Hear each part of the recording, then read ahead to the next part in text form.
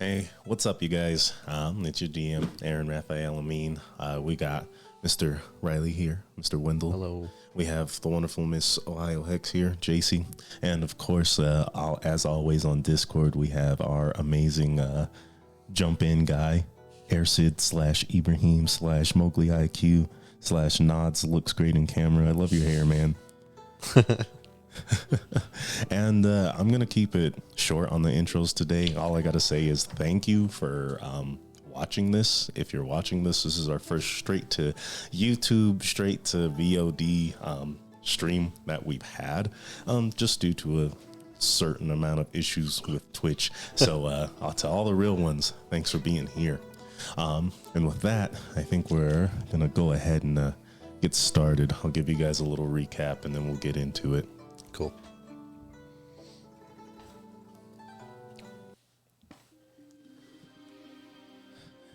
After a harrowing journey from Burnwell through the Badlands, the Red Gulch, through the Redolent Wood, and into the Green Elf village of Tomomori, just beyond the edge of the nearby forest were the ruins of Ilhaid, the origin of an extremely powerful and infectious eldritch storm that was spreading across the land.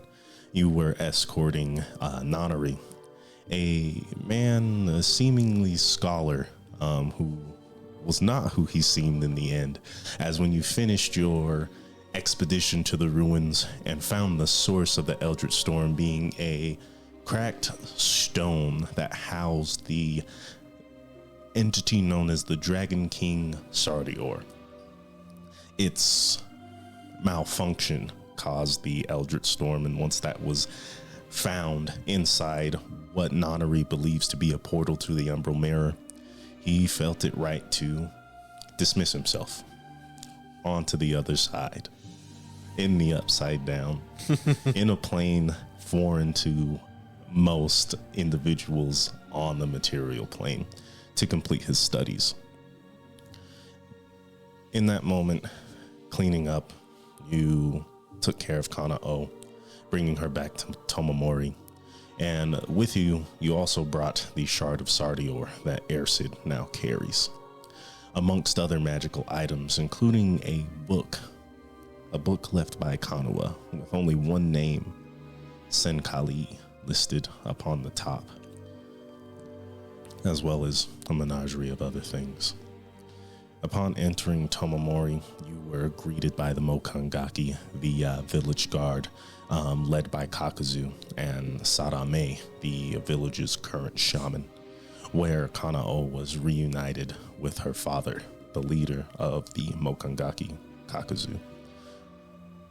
After some time, Dion Sunshock, with the survivors of the rest of Arid's finest, and your acquaintance Phil, have left back to Arid.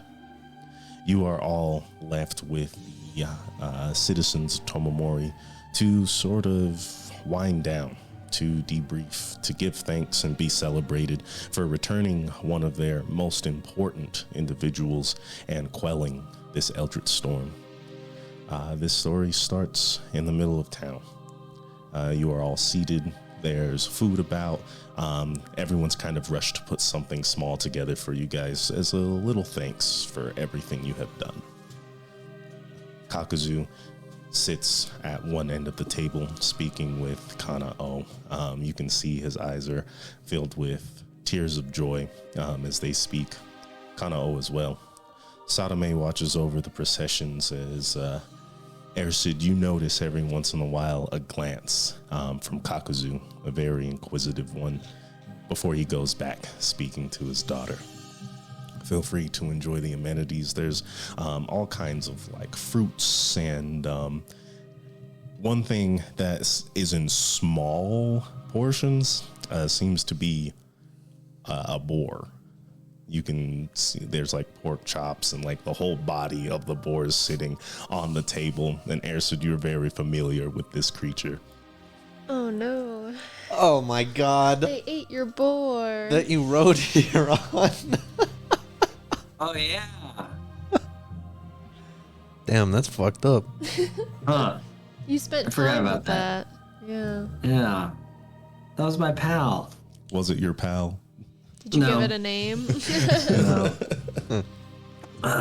Well, I'm just glad that it was put to good use. Anyway, yeah, I'm just drinking. Drinking. That's fair. Yeah. I'll probably have a drink as well. Are we all rested the fuck up? Probably not. No, this Why is not? like Oh, God. right after you guys get back. Great. So still Well then, war that torn. case- Yeah. yeah, I'm like struggling to stay awake then.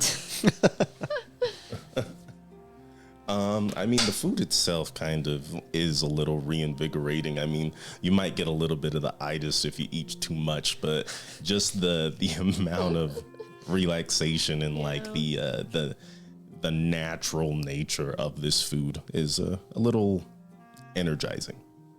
She eats, not because she's super hungry, but because she knows she has to. Fair enough. It said, how low are you, health wise? I'm at a 9. Wow.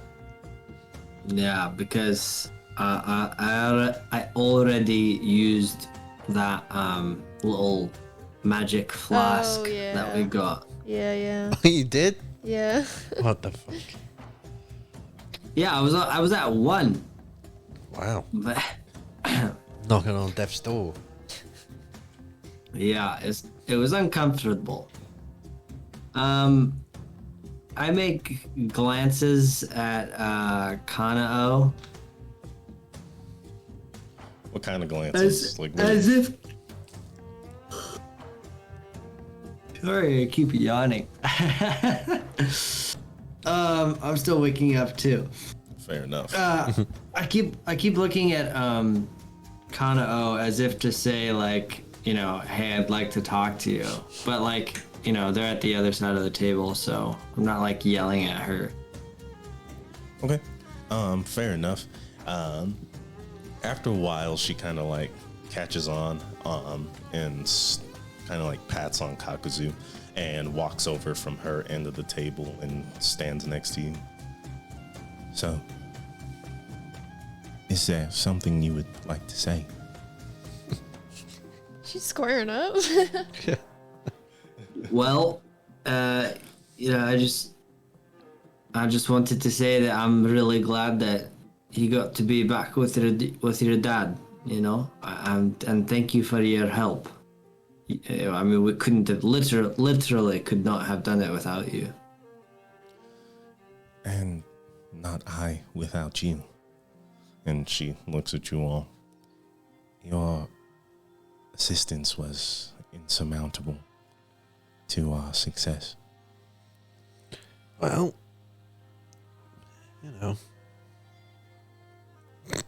You're stronger than you look. Thank you. It is just a matter of fact with many of us shamans. Some tend to doubt us simply because of our stature, but our magic is strong. relatable. She smiles. How old are you? I am 18. 18. Okay. I thought you were like 12. Do I look that young? Well, I just, maybe not. I don't know. Bad judge of character. It's hard to tell with elves sometimes. There is quite a range with us. You are right.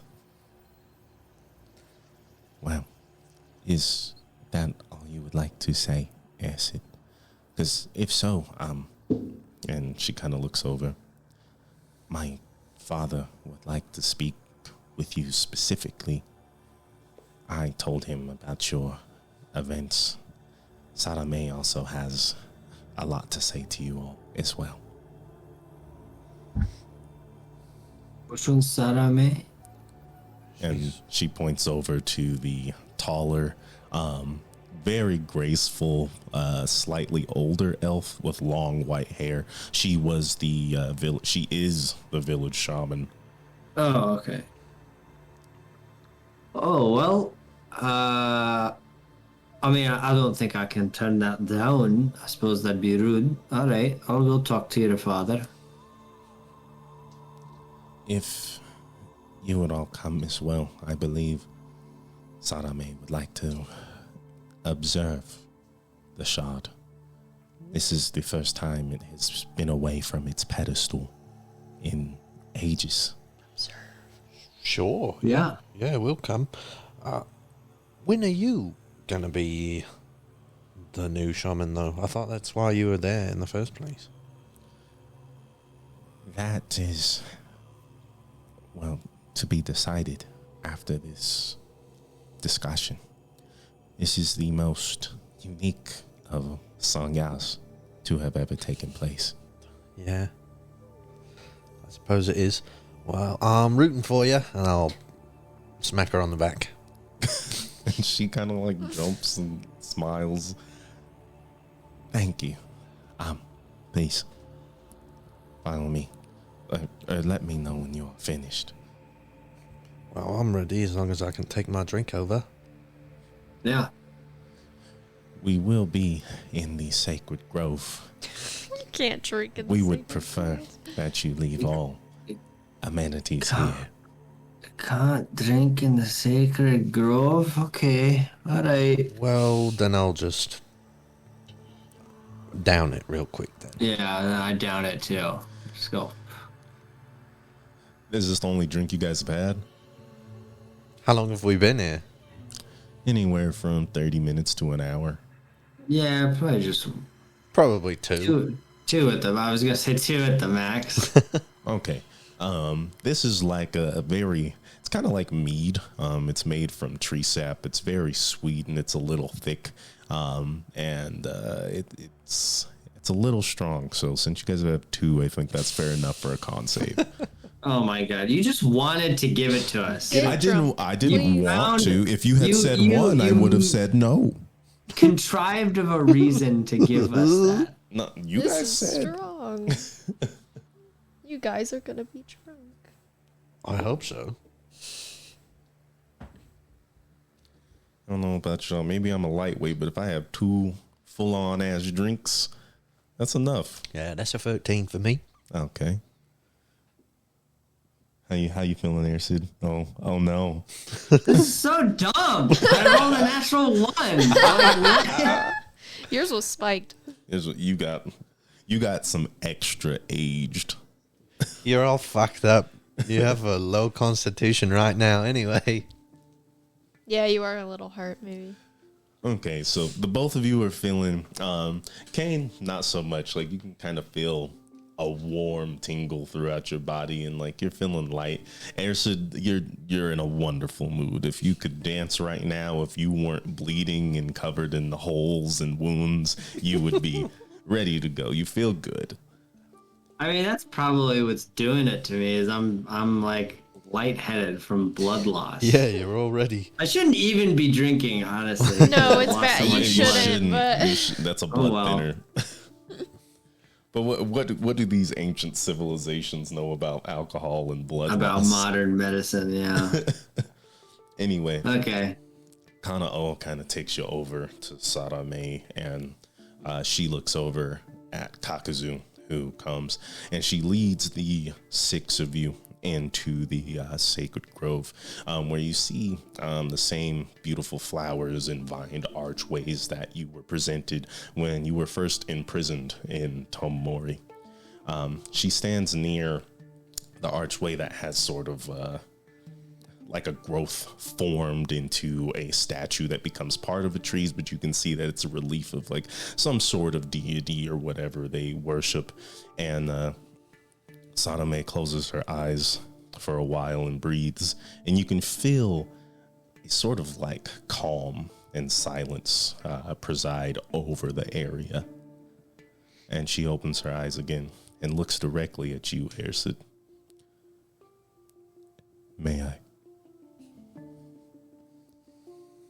And I lean in and I say, I'm sorry, may you what? The shard. If I could take a look, please. And I just look like off into the distance with a glaze over my face. Jesus Christ. Oh, that's right. You mean the the crystal. That's right. Okay, yeah. Sure. Here you go. And you bring it out, and it's a very tiny crystal, hexagonal in shape, and it sits like within the palm of your hand, no more than an inch in diameter, as you hand her this very small crystal. And you can feel sort of like a shock, almost like when you get static on you as it passes over to her. And she brings it over to that same relief within the growth, and sets it down where it begins to float, and a small sliver of pink light goes from the floor to the sky in the canopy. Ooh, so that's a neat trick. So, I'm sorry, one more time. Your Majesty, Your Highness, your wise one. What's your name again? Sadame. But please Sadame. refer to me as Shaman.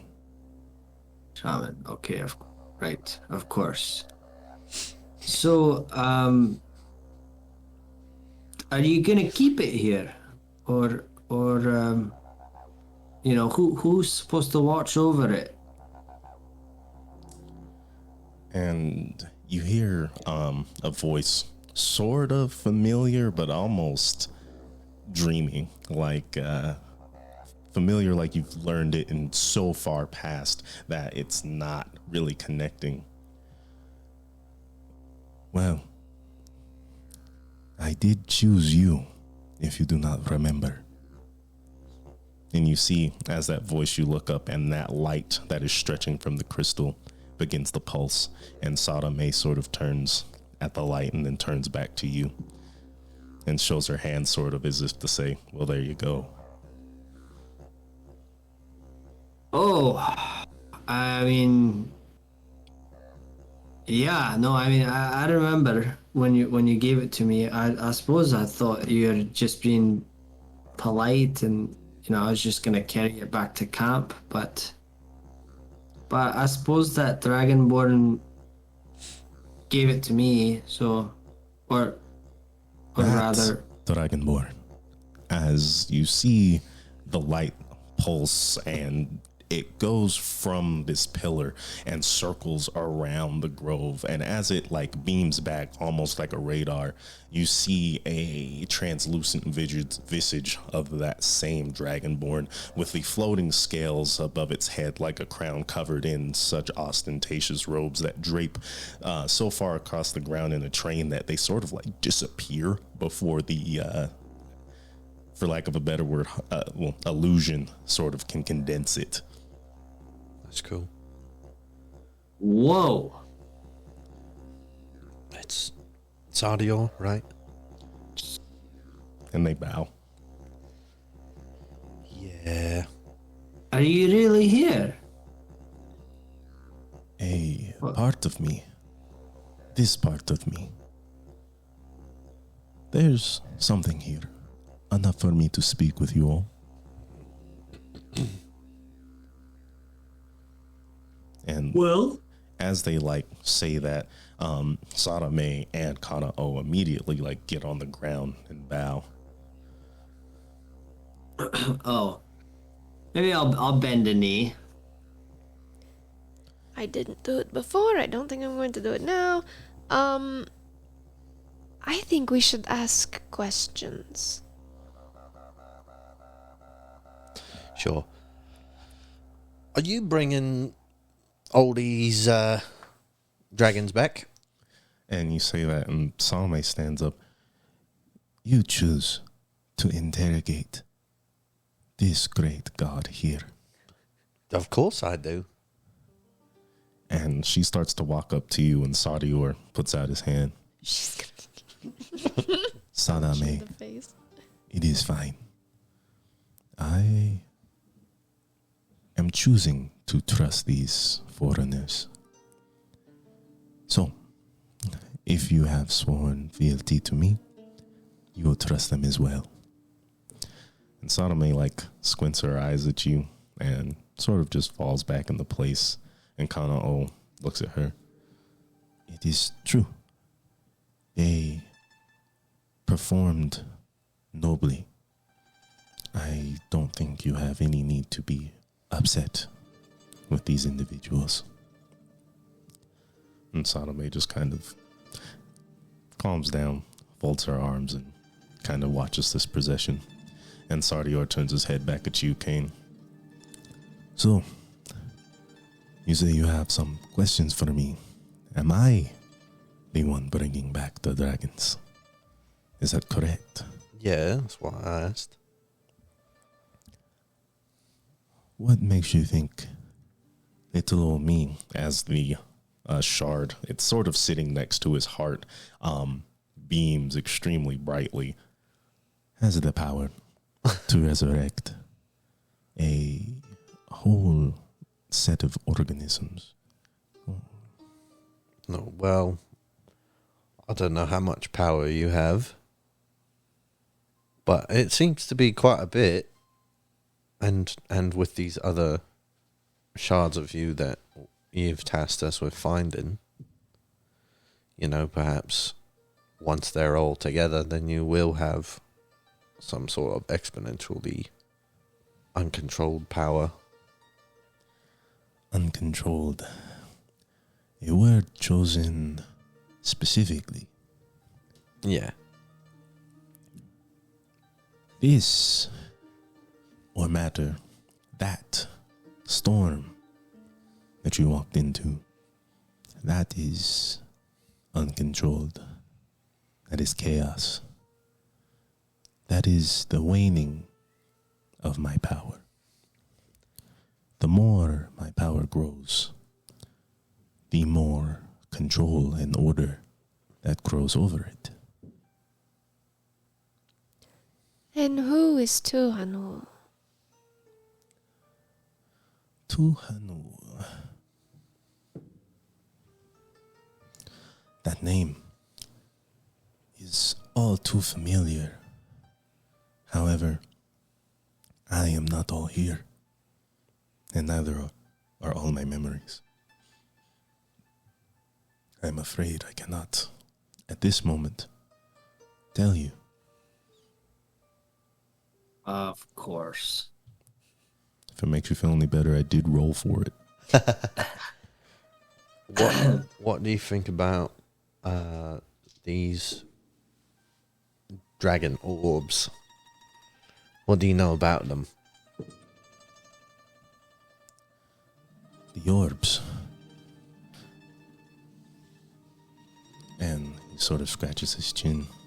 And you see this translucent form sort of like hunkered down to their knees as they begin to run their temples. I know there are 5 orbs of something.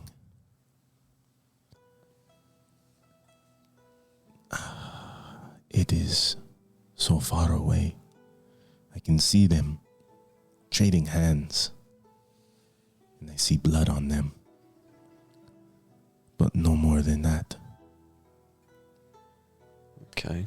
So what can you tell us to help us, or to help us help you, I guess? Yeah, any direction that we should be headed? Is that what you mean? More so, we know the direction. He gave us 2 options, but is there any more specific direction? Is there a place that we should be looking? Is there anything you can give us on Person that we should be looking for? the other shards? Also, if I may ask, I mean, such an elementary question, but what do you exactly intend on doing once and if we get all of these shards together? You're gonna grant us a wish?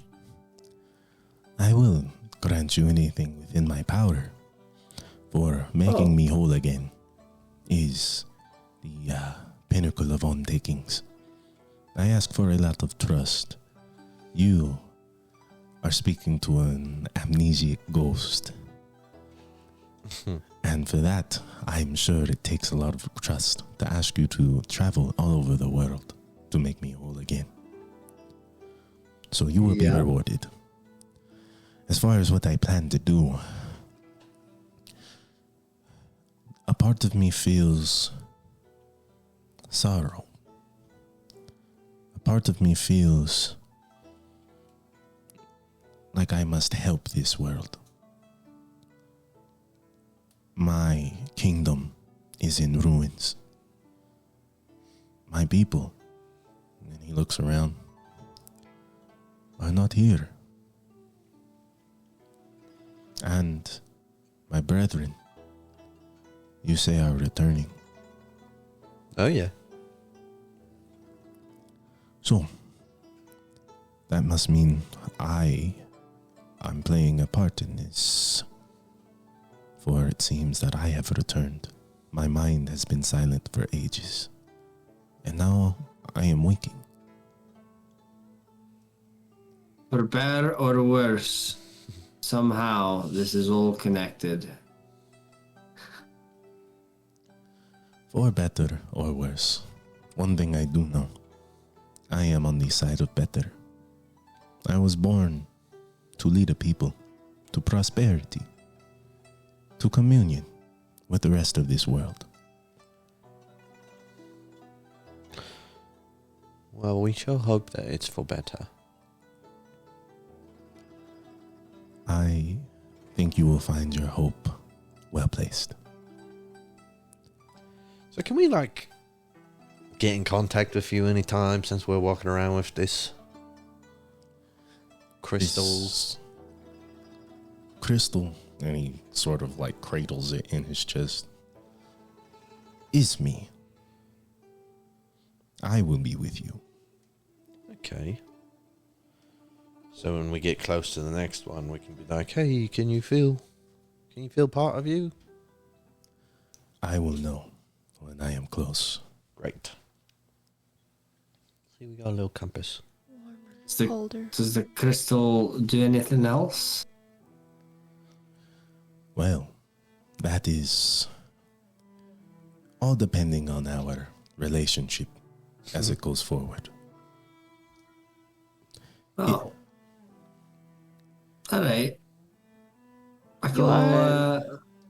You are the ghost whisperer, so if anyone's going to, Oh yeah, I do have that title. I am. But is he a ghost or is it an astral projection? call himself Unsure. a ghost. He did call himself a ghost. What is a ghost if not an astral projection? If I am not mistaken, my memory serves clear. Ghosts are those who exist in between planes, going from life to death, and finding themselves unable to pass on. So, we project ourselves from running the planes. Fair enough. As far as what it means for someone to take on this task, I will tell you. Give me a moment.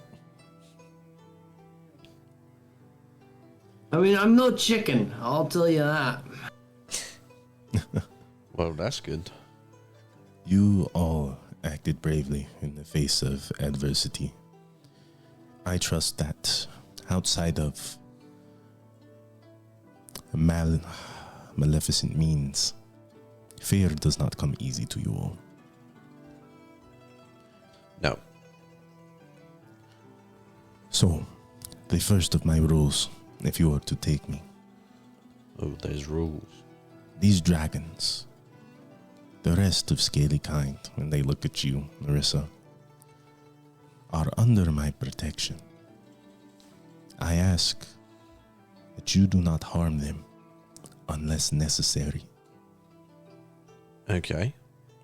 And so that goes for all of them. Dragonborn, dragons, lizard people. And I like kind of make like a little pointing motion at Narissa. Lizard? Really? She's a snake, bruv. Did I say? I actually meant to say reptilian, but I suppose I said lizard. From the greatest of all dragons down to the smallest, measly legless lizard.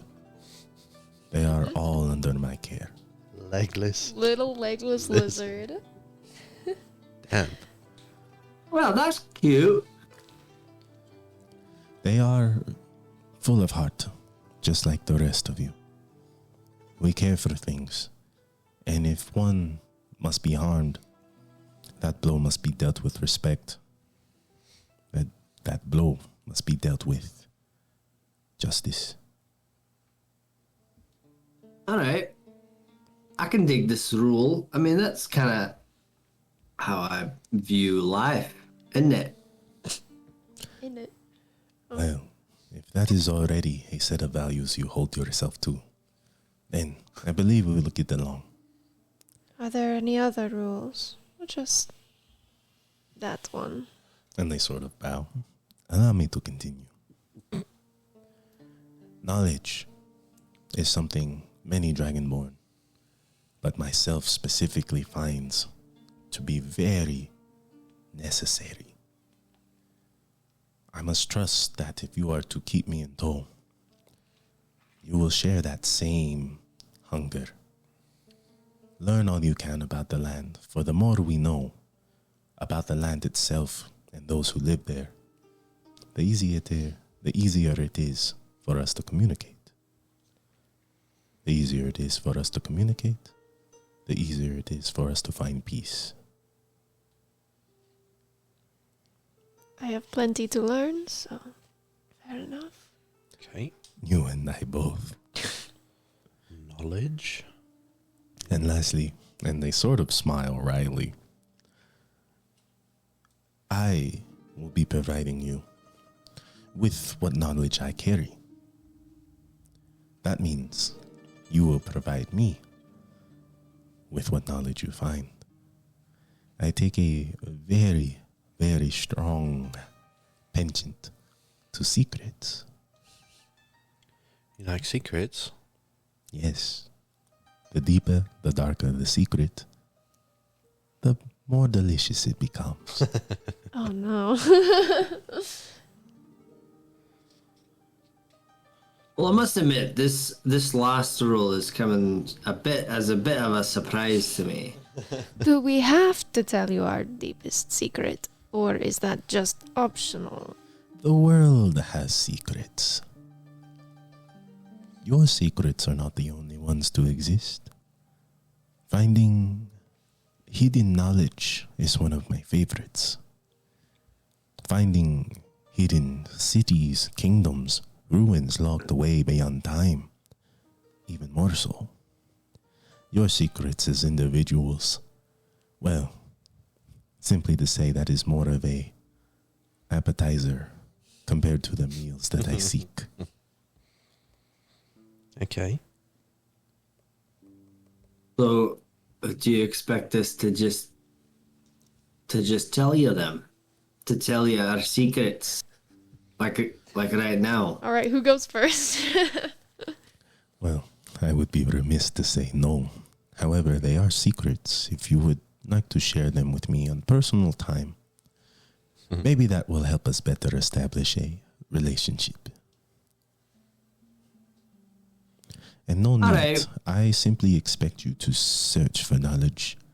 If you can carry the same hunger that I do, then mutual respect will be commonplace. Yeah.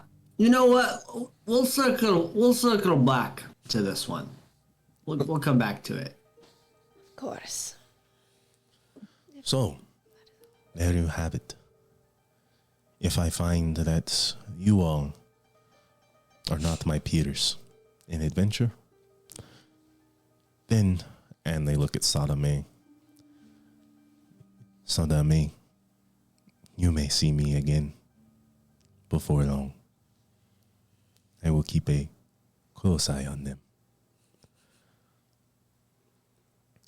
So, if you would like to relinquish all of my power, then I would like to establish a contract. And he looks at Ersid. Is that going to be with you, Green Elf?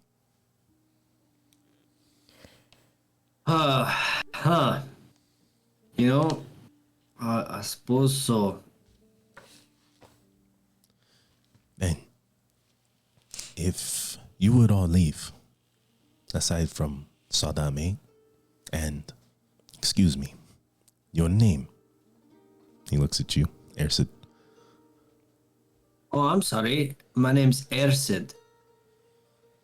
Is that your full name? That's my full first name. My full name is Ersid Min Iskandia.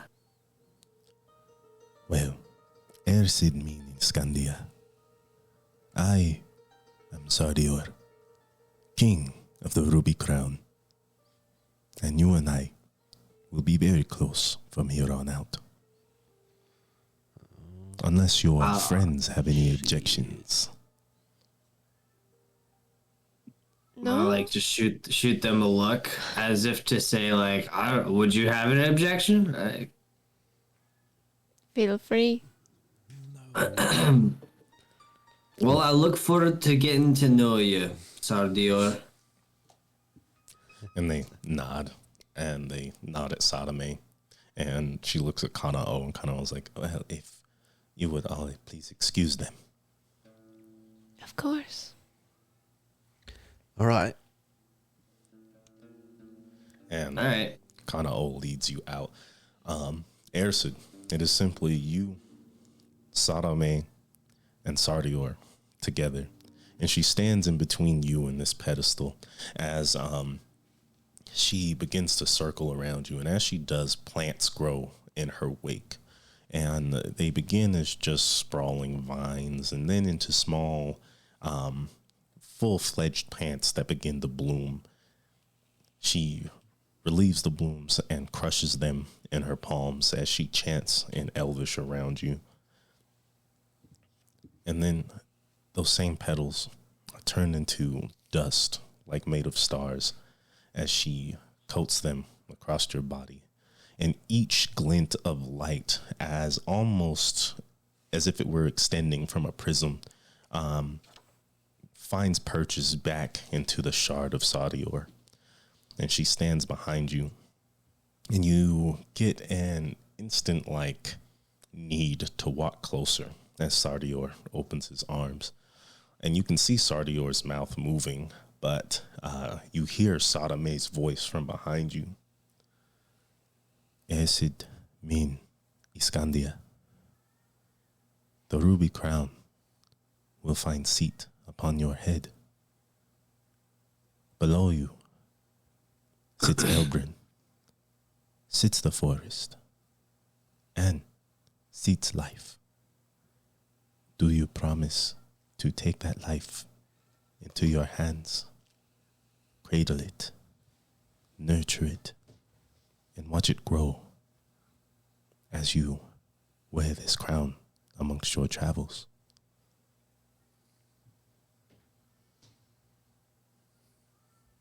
I'm sorry. I'm just a little taken aback. Did you say a crown? This is a figure of speech. Oh. So, again, In any case, I was listening. Don't worry. To answer your question, I mean, yes, I want to protect. I want to protect people. and especially the green elves, I feel a kinship with you. And then So- you see Sardior's hand go up. That is quite enough. I'm sorry. You are fine. But I'm in. And you feel I yourself like perched. lean in and I like try and whisper to Sardior, and I was like, "They're mead drinks. They're really strong." Oh my god. And Sadame like touches you, and you feel an immediate like soberness come over you. Is that better? Yes, actually. Now, may we continue on with the ritual? Yeah. Please go ahead. Ersid, Miniscandia. Do you take the vows here to protect the dragons, to protect scaly kind, and to honor all culture and knowledge that exists upon your purview? I do. I'm pronouncing. And at this moment, you find yourself turning, and you realize you are on top of the pedestal and covered in the same light that exudes from the shard of Sardior as your body begins to react with his, and you are almost cloaked in his visage, wearing them like a robe or like you are inside of another person. Then, Ersid, Miniscandia, you will be trusted, and we must find this trust well placed. Sardior of the Ruby Crown will share your heart, will share your mind, and share your adventures. And with this, we expect you to do great things. And she takes one finger, two fingers, and taps you right in between the eyes. And your arms come together and sort of like cradle next to your heart, and the light dissipates. And in your hand is the shard of Sardior. And you are now attuned to this item, which is in your inventory if you want to check out all the benefits and things that it has, but you're done. Ersid got married. Wow. Whoa. And his best friends weren't Do I even there. feel? I know, we weren't there. Do I feel a sense of peace and wonder? Is that how you feel? There is no. How do you feel after this happens? Now that this is in your hand, you do feel a connection to it. As you hold this shard in your palm, it begins to pulse at the same rate as your heartbeat. It feels warm, and you feel definitely a larger interest in the world. The colors are brighter, the sounds are more vibrant. It's as if you're seeing things for the first time again. Yeah, I feel. I think I feel kind of like I just got finished meditating for a long time. You know, like all of a sudden this rush of, wow, you know, I have a responsibility now. Indeed you do. And go ahead. Thank you, Sardior. Thank you, Salome. And I've never, I've never had people trust me like this before. It's an honor. an honor indeed. I expect at least the side of you that comes from this forest to take this very seriously. You have been blessed by the deity that governs this forest, and more of the world than you know.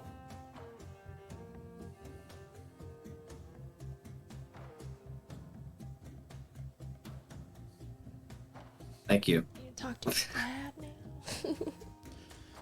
And Ersid, Mm-hmm. upon your exit, I would ask you tell Narissa that I would like to speak with her. Oh. Okay. Sure. You may go. Then they bow lightly. I do a gentle bow. I walk back over to the group. Just standing out there. I'm like, everybody here has like 2 to 3 names, which means you don't have like a name, you have names. I have a name. Yeah, I have 2 names. Yeah, I have 1 name, which means you have names. Yeah, I suppose I have names, but it's like one full name. It's my name. And Kana'o speaks up. I only go by Kana'o, as much of the rest of this village shares your same naming structure. See, then she has a name, I have a name, and you have names. However, I- I do understand, and as you say, Yeah, you're like she I've turns just around. been watching for a while. Okay, Narissa. It's your turn to receive powers or deity or something. Oh. Okay. You're up next. Oh. No, but in all seriousness, Sadame wants to speak with you.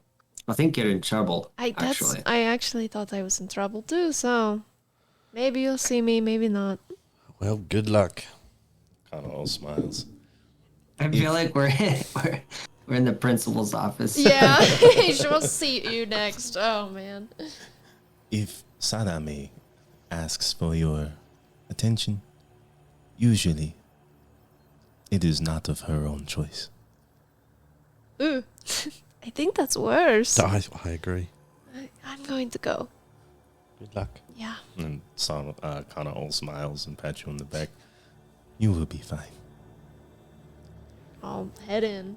Okay, at this point, I'm just gonna roll a d4, and we're gonna see who we talk to first. Oh, jeez. Ersid, you're 1. Oh, okay.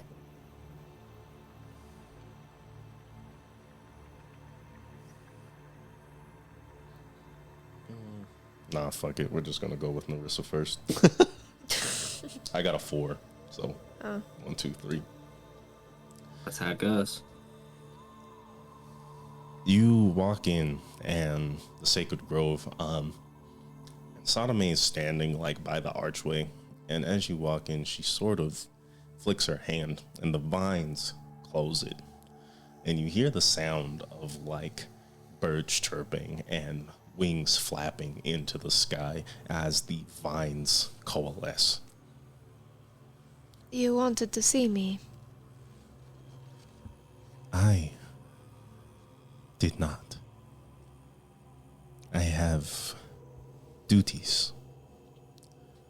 And while you were all in Ilhayed, I was told by the forest that it needed to speak to you. The forest does. The forest, the land, the sky, the air, the water, it is all connected. But this time, the forest speaks most strongly. How do I speak to it? Come. And she walks you into the middle of the Sacred Grove.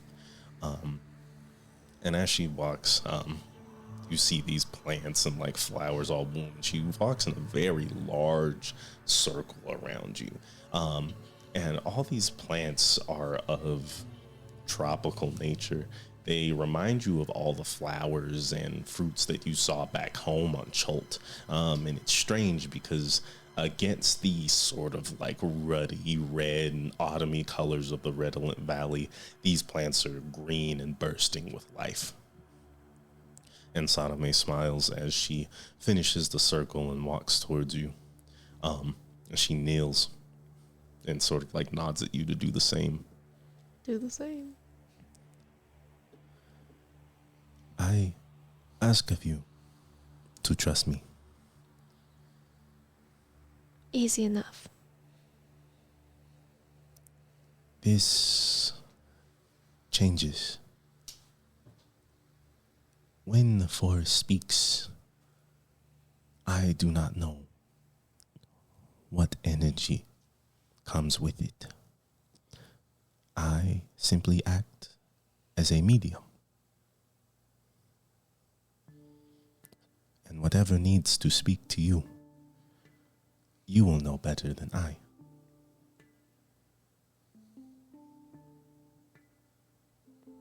So, what do I do then?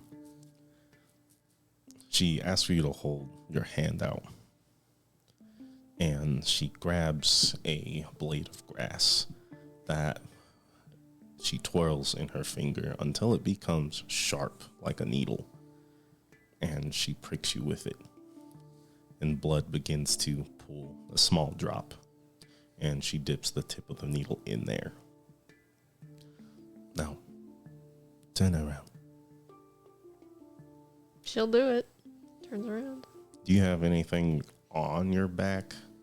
Not much. Not much. Does that band goes like all the way around? It's like a triangle, and then in the back, I'm sure it has another triangle. Okay. So it's only like this big, maybe. There's not much coverage. I will ask of you to remove this cloth.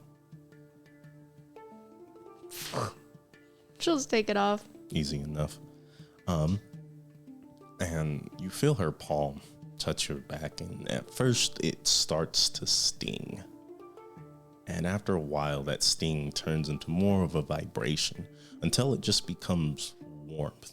And you close your eyes, and as you do, it feels as if you were being washed over by the water of a fresh waterfall. And you open your eyes, and you are sitting in a very familiar grove. Behind you is a cave, and in front of you, you have just stepped through a waterfall into a sort of circular mangrove of trees. There's birds of paradise. There's all kinds of like large flowers, and even more waterfalls in the distance. But you remember this as being one of the places where you and Isahu would camp regularly during your trials as a child. And you hear a voice. Nerissa. Who is this?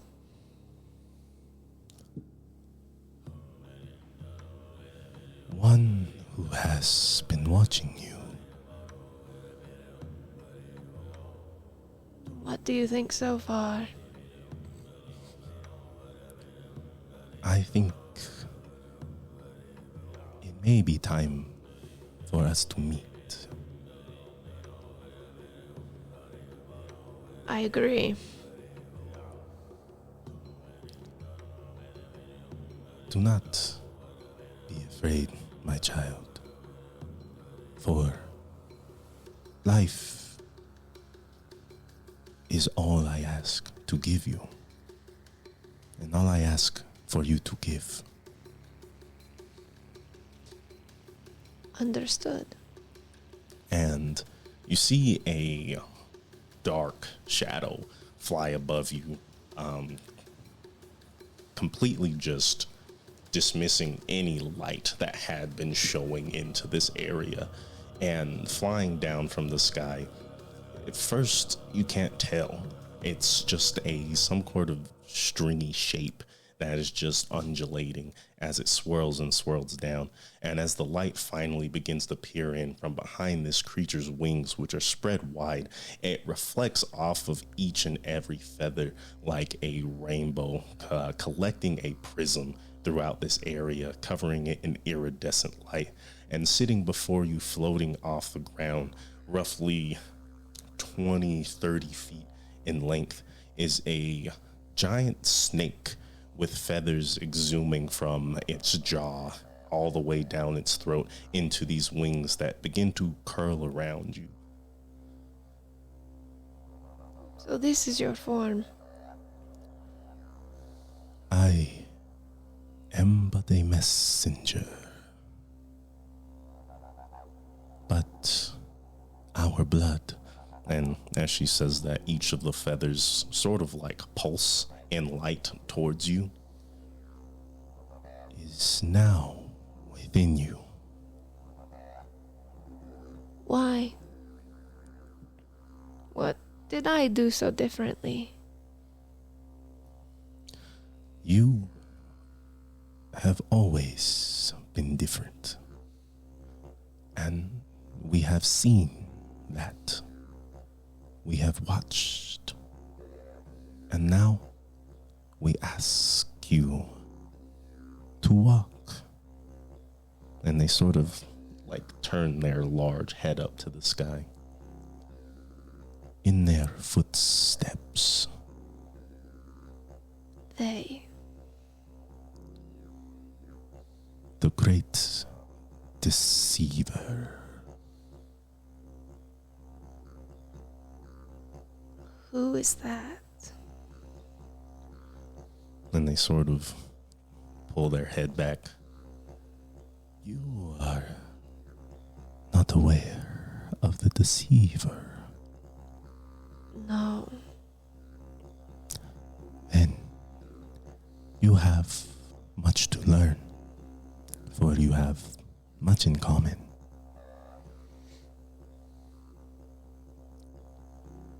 From a people who see war as righteous, who see death and sacrifice as justice, as progression.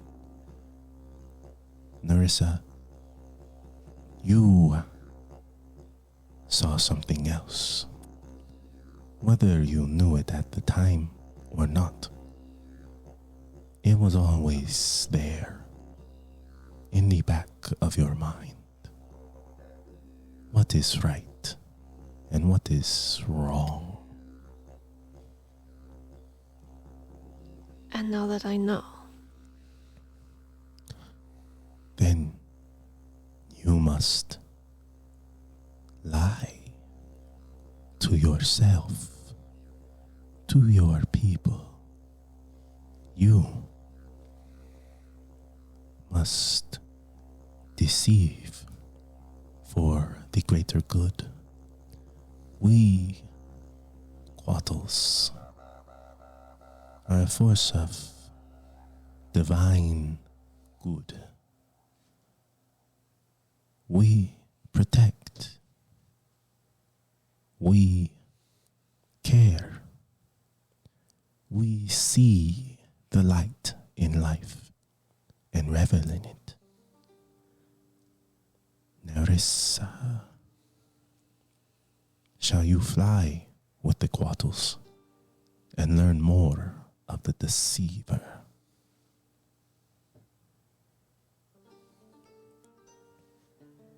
I've already made the choice to do so, I think. Then you must return to Chult. Deep, deep in the deserts, you will find a temple that belongs to them. There, if you can make it, they will speak to you.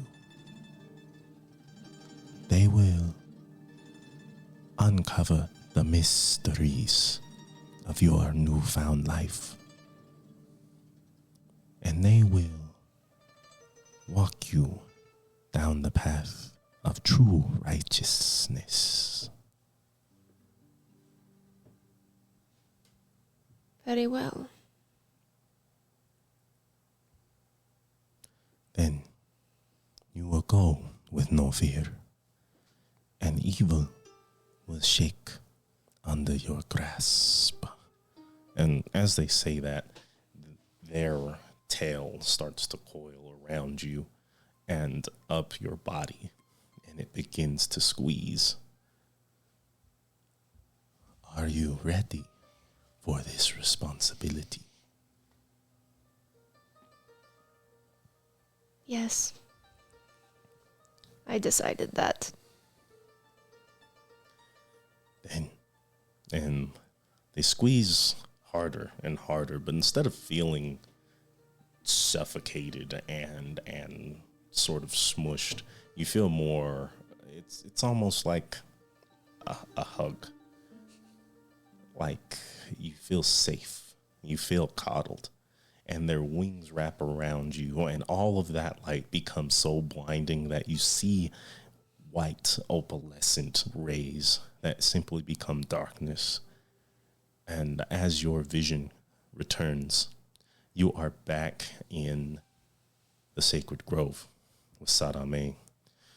And you notice a sort of like gleaming from your shoulders as you look down at your body, and there is sort of painted onto you the visage of wings wrapping from your back and onto your chest as if they are holding you. Does it just stay? Yes. I think I spoke to what was trying to reach me.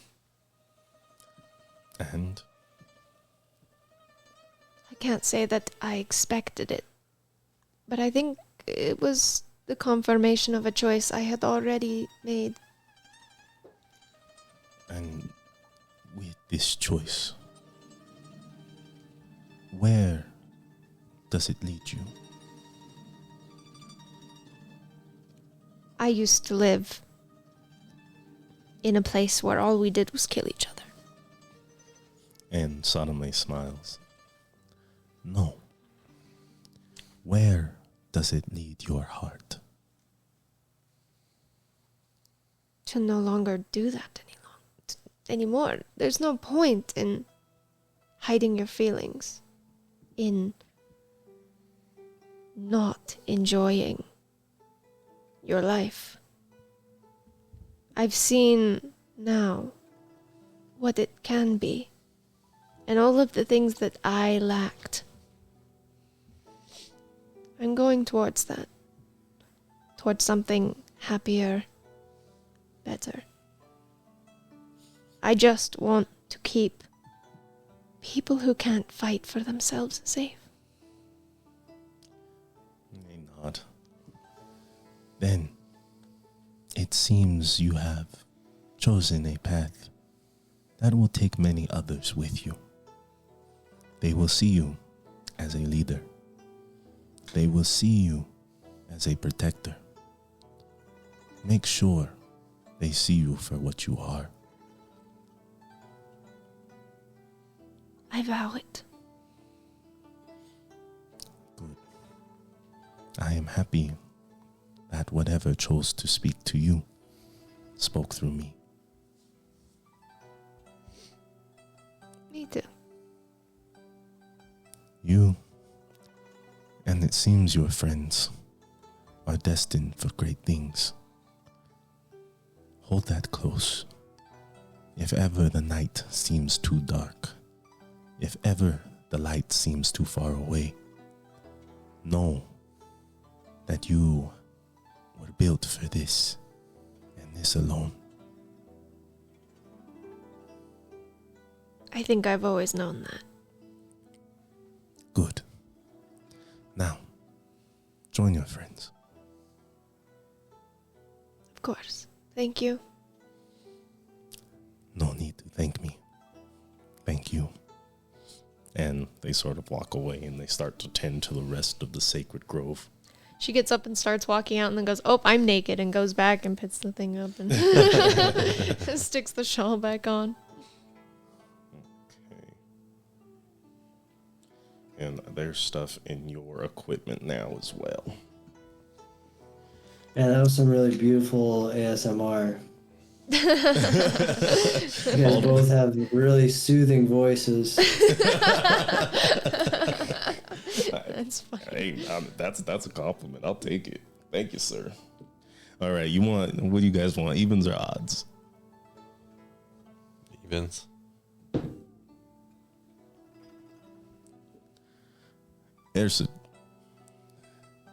You are finding yourself sort of pacing around Tomomori, and people are just kind of like looking at you here and there. Some people give you a pat on the back. They say thanks.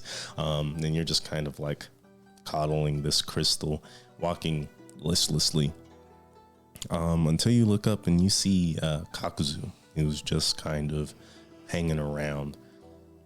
And he looks at you and sort of looks away, and he looks back and sort of raises a hand. Like, like it's a handshake, or like he raises it like Like a wave. Like he's he's swearing. not like right next to you. oh, like a little wave. Yeah. Oh, okay. I give him that look, like, you know, like you see somebody on the other side of the party. I'm like, oh hey, yeah, and then I'll walk over. And he stands up and kind of like brushes himself off. Our first conversation was cut short. Yeah, unfortunately, it's been kind of hectic. But hey, Kakuzo, you know, I appreciate everything you've done for me and my friends. You know, making us feel at home here in this great little reception area. You've got wonderful food. You know, myself, I'm a fan of the green elf food. You know, I'm half green elf. I don't know if I told you. It is quite evident in your physicality. Oh, well, thank you very much. I'll take that as a compliment. Simply an observation. Have you ever Alright. been in a forest like this? You know, I mean, I have these memories, but like they're the fleeting kind of memories from your childhood. They just kind of exist as like motionless pictures in my head, you know, and I know that I was there, but it doesn't feel like a lived memory. Do you know what I mean? Or I'm just kind of being abstract. Those faraway memories, more like dreams than they are anything else. Mm-hmm. Of the sun beating down on your face, hot while you play in the bushes and the shrubs, and the other kids chase after you with fake arrows and swords. Yeah.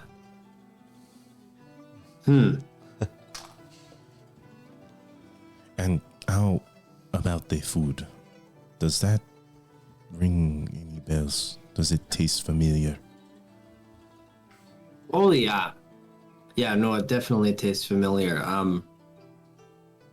You know, I didn't know if I told you, but I grew up in a little tribe called Iskandia, right? And so my mother, you know, she would take us traveling, and so we would come here, and that's where the memories are from. And so she, ever since we left, you know, and we joined a tribe again, my mother would always, she'd still cook the green elf food because it reminded her of the great time that we had.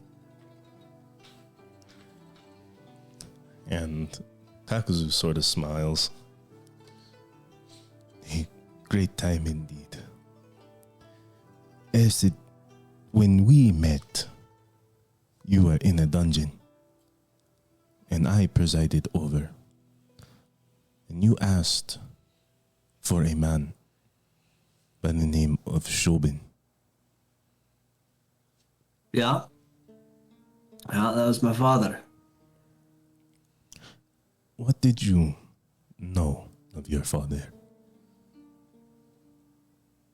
I mean, very little. My mother just talked about him vaguely. In a good way, though, in a fond memory. But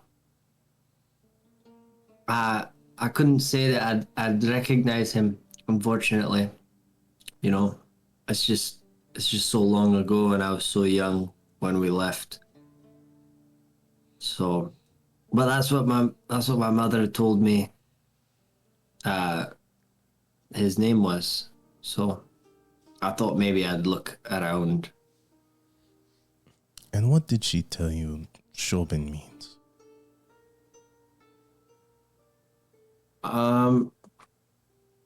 Well, in our culture, Shobin means like a gracious lord, somebody who's gives a lot, you know, very giving. You know, it's got some religious connotation. It's like, you know, gracious of the Lord, but, you know, someone who is gracious. And they smile. Well, that is a kind gesture. They must have been a kind person. Ersit. Mm-hmm. If you were to meet this Shobin, what exactly would you have to say to him?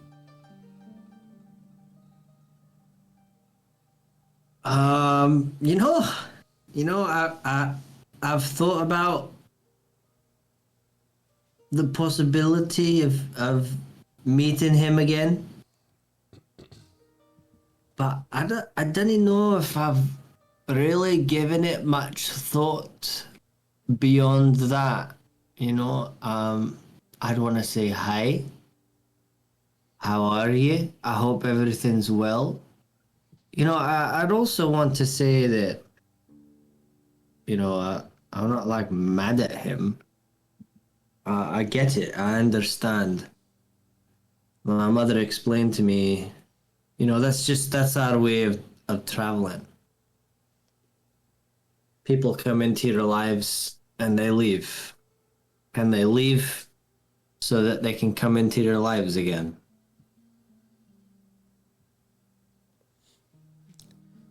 Your mother always had a beautiful way with words. Mm-hmm. As if she was accustomed to saying goodbye. That is... You know... Mm-hmm. I'm sorry, no, speak. Did you know my mother? Did I? Well, I've known her. I've known her well.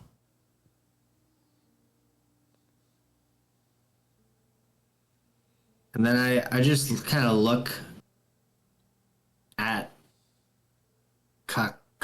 Kakuzu, Yeah. and I look at him, and I'm picking up what he's putting down now. And I think. Understand. he's struggling to look at you, and you can see his eyes are sort of closed, and they're sort of filling with tears. And I'm like not even flinching my line of sight. I'm just looking at him. I'm waiting for him to look at me. You know. Let's see. Give me just a sec.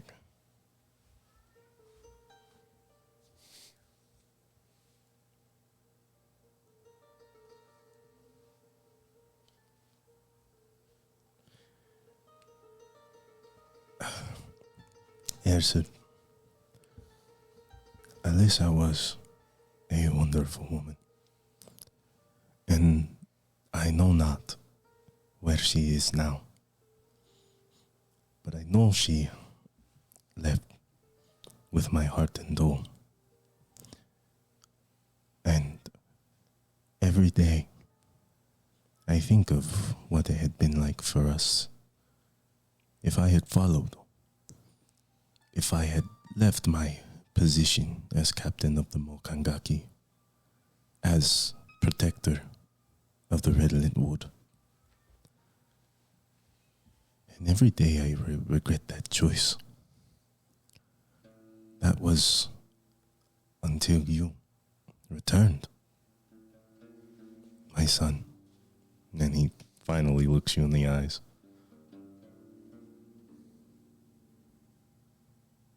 Ersid is the last one to know. No. This. No, you don't need to say that. You don't need to say that. Yes, I didn't want to abandon you, son, but you understand that as a man, as an elf, I must protect my honor, and I must protect my people. I begged, I pleaded for your mother to stay. But the call was just too strong. No, we were happy. She loved her tribe. And she loved her family. And so did you.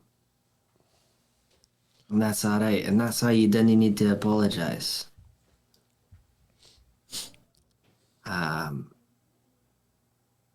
It's alright. You've got a beautiful home here. Beautiful family. Something like I that. know. It is just me and your sister here. Well, it only takes two to be a family.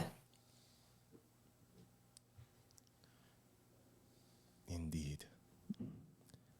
And those two, or however many can be, as far away from each other as they must. And in the end, we are still family. Yes? Of course. Of course. I'm really glad I got to find you. I didn't know if I would. I never I thought I mean- would see you again. Yeah.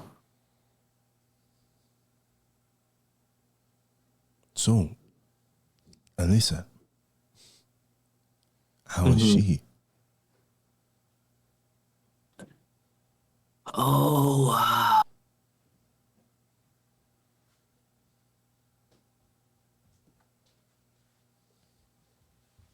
She passed. She passed away some years ago, maybe 15 years ago.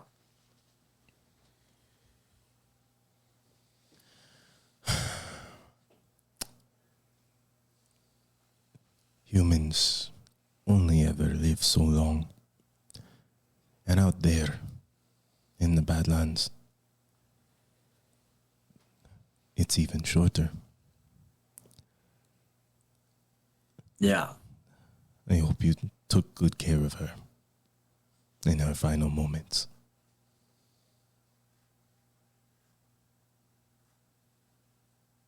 Well, I tried. I tried my best. That is all any of us can do. And so, I can only assume that you are going to leave me again. Is that right, son?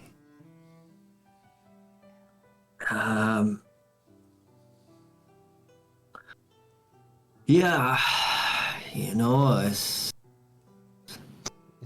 I've got a bit of a life now, I've got some people that I care about.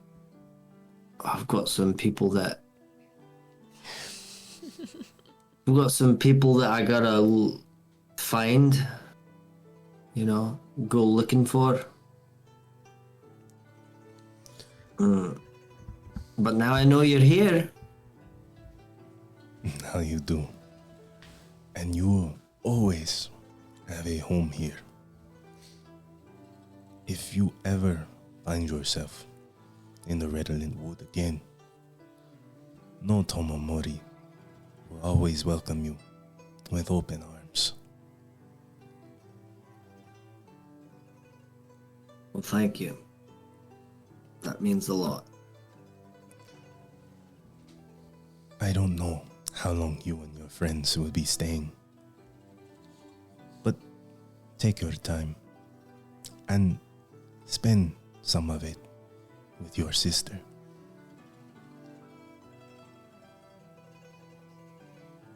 Yeah. Wow, I guess that's true. I didn't even think about that. She's my half sister. Blood is blood. Yeah. Yeah. We'll go chat with her. Well, I don't want to hold you. I would spend some time with the forest. My watch begins soon. And he sort of stands up and he puts his hand on your back. Don't forget to say bye. I give him a nod. And he nods back and he grabs his spear and sort of starts linking up his armor and begins to walk off.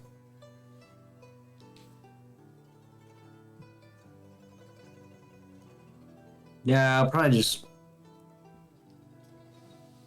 kind of wander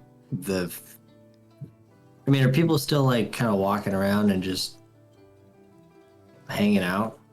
Yeah, everyone's doing their thing. You see a small battalion of the Mokangaki sort of getting together to go catch up with your father. Yeah, I'll just go get I get a water. Get water. Okay, you go find some water skins and Because if I take anything besides water, you're gonna make me roll a con save. So that's not true. Juice? Can't say. Yep. It's fermented. Yeah, everything Oh man, is. everything gets you drunk here. I told you we were playing a hard campaign. Kane, where do you find yourself while all this is happening? Oh, I don't know. I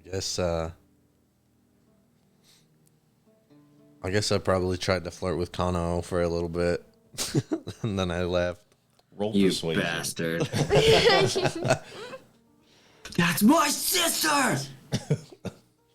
It slipped my mind. Yeah, you knew. I did know. Oh, I can't you wait to dirty talk- rat. I can't wait to talk to It's Airshot gonna about punch it. you. Oh, that's really good. You said persuasion? Yeah. That's a 29. Okay.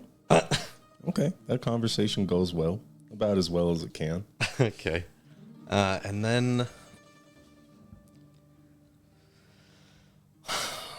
I'm just standing off on my own, thinking about the orb, thinking about the crystal,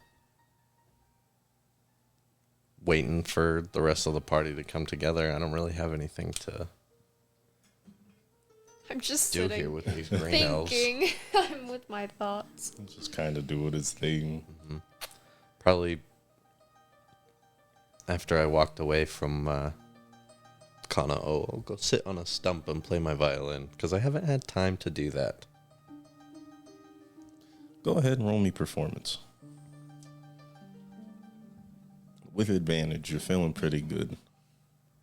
You had a good conversation with a girl.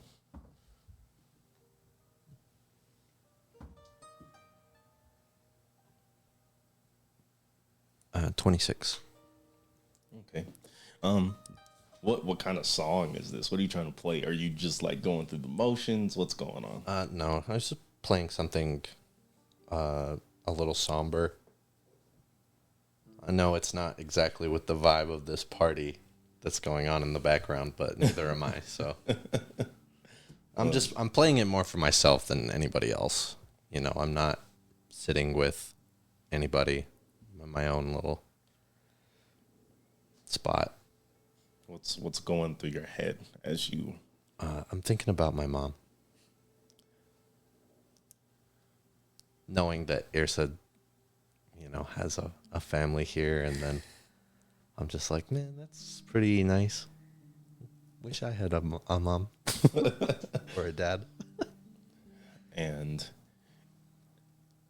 your thoughts sort of trail off. You start thinking of all the good times that you've had with your mother, of playing in different taverns, of getting people dancing, of just sort of adventuring by carriage ride and horseback to different towns, until your mind starts to slowly fall into that moment where it's raining, it's dark, there's thunder in the sky, and ahead of you, you see your mom on her knees, hands cuffed and head stuck on the bottom of a block of wood.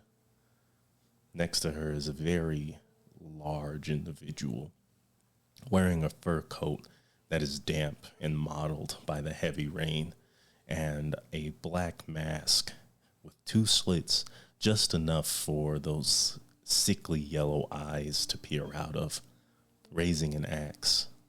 And as it reaches the sky, lightning strikes, and you hear a voice. Well, it seems darkness is a part of you, boy.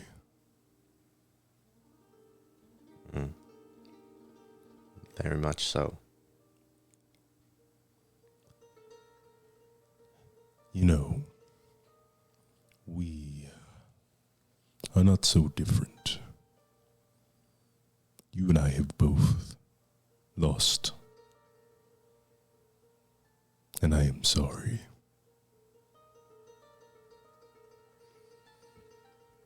Who have you lost?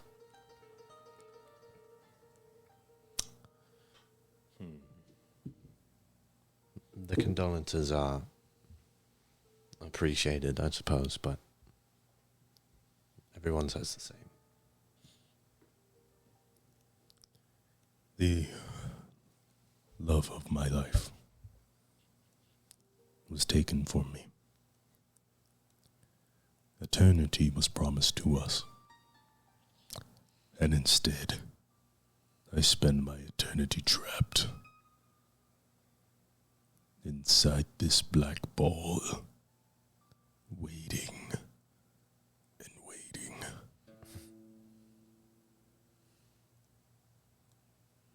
But I know I will see her soon. You promised to help me. I did. And that, Sadior, you promised to help him. Well, I think, I don't know exactly what went down, but I think my friend promised to help him. Your friend. And you. Do you expect not to support them? Well, of course I do. I expect you to as well.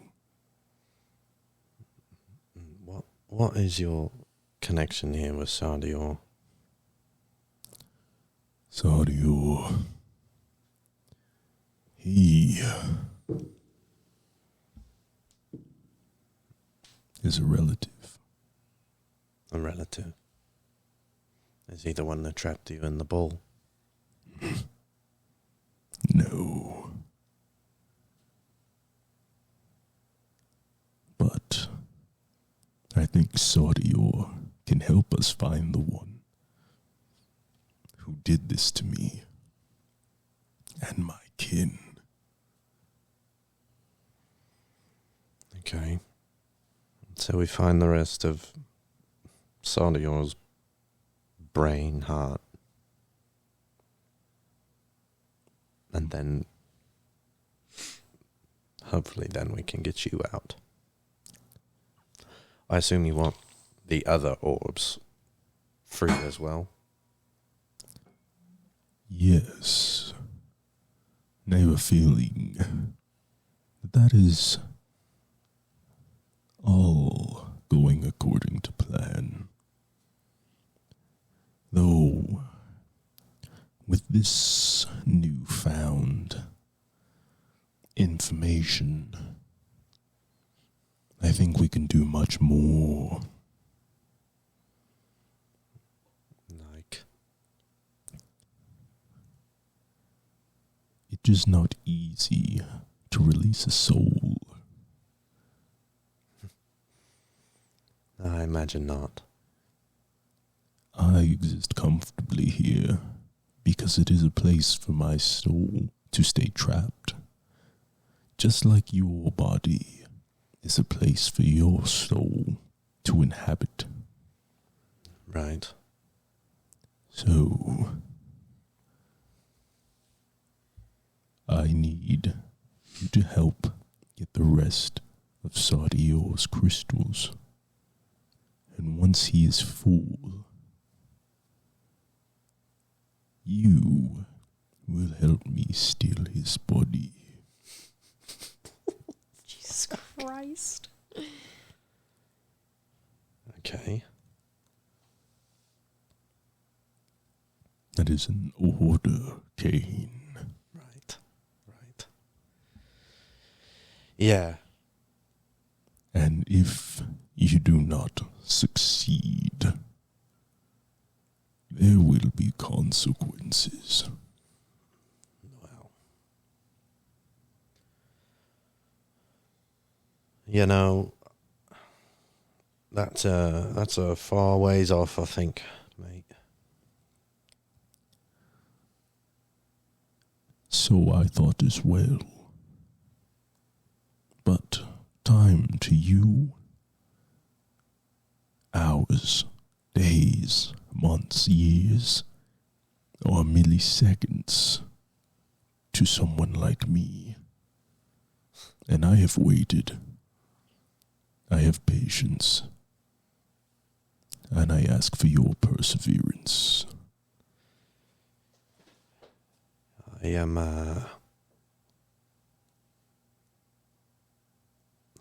perseverant.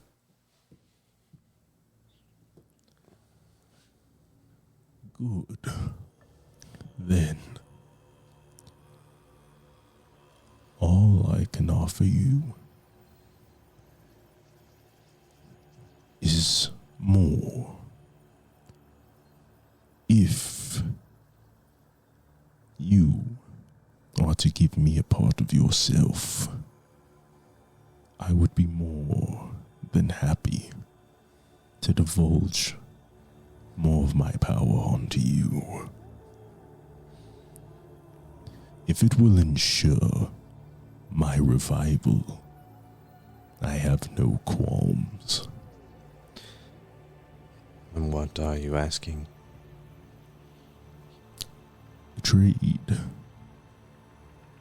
Magic for magic.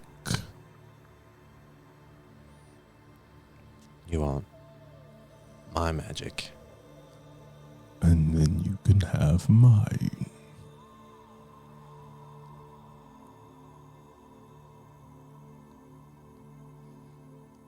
How do I give it to you?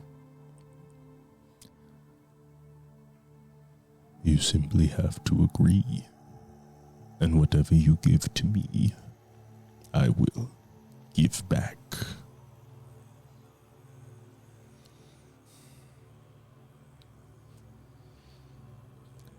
Only if you agree to relinquish Sardior's body unto me. Well, you just said it was an order, didn't you? This, however, is not.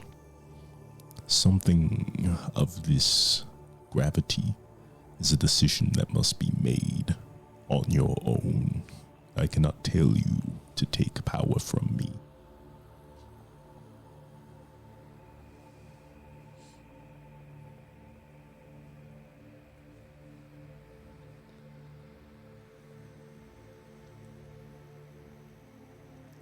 It is not a decision you must make now, young Cain. However, you and I are inextricably tied. So, it is in my best interest for you to succeed. So, I offer what generosity I have.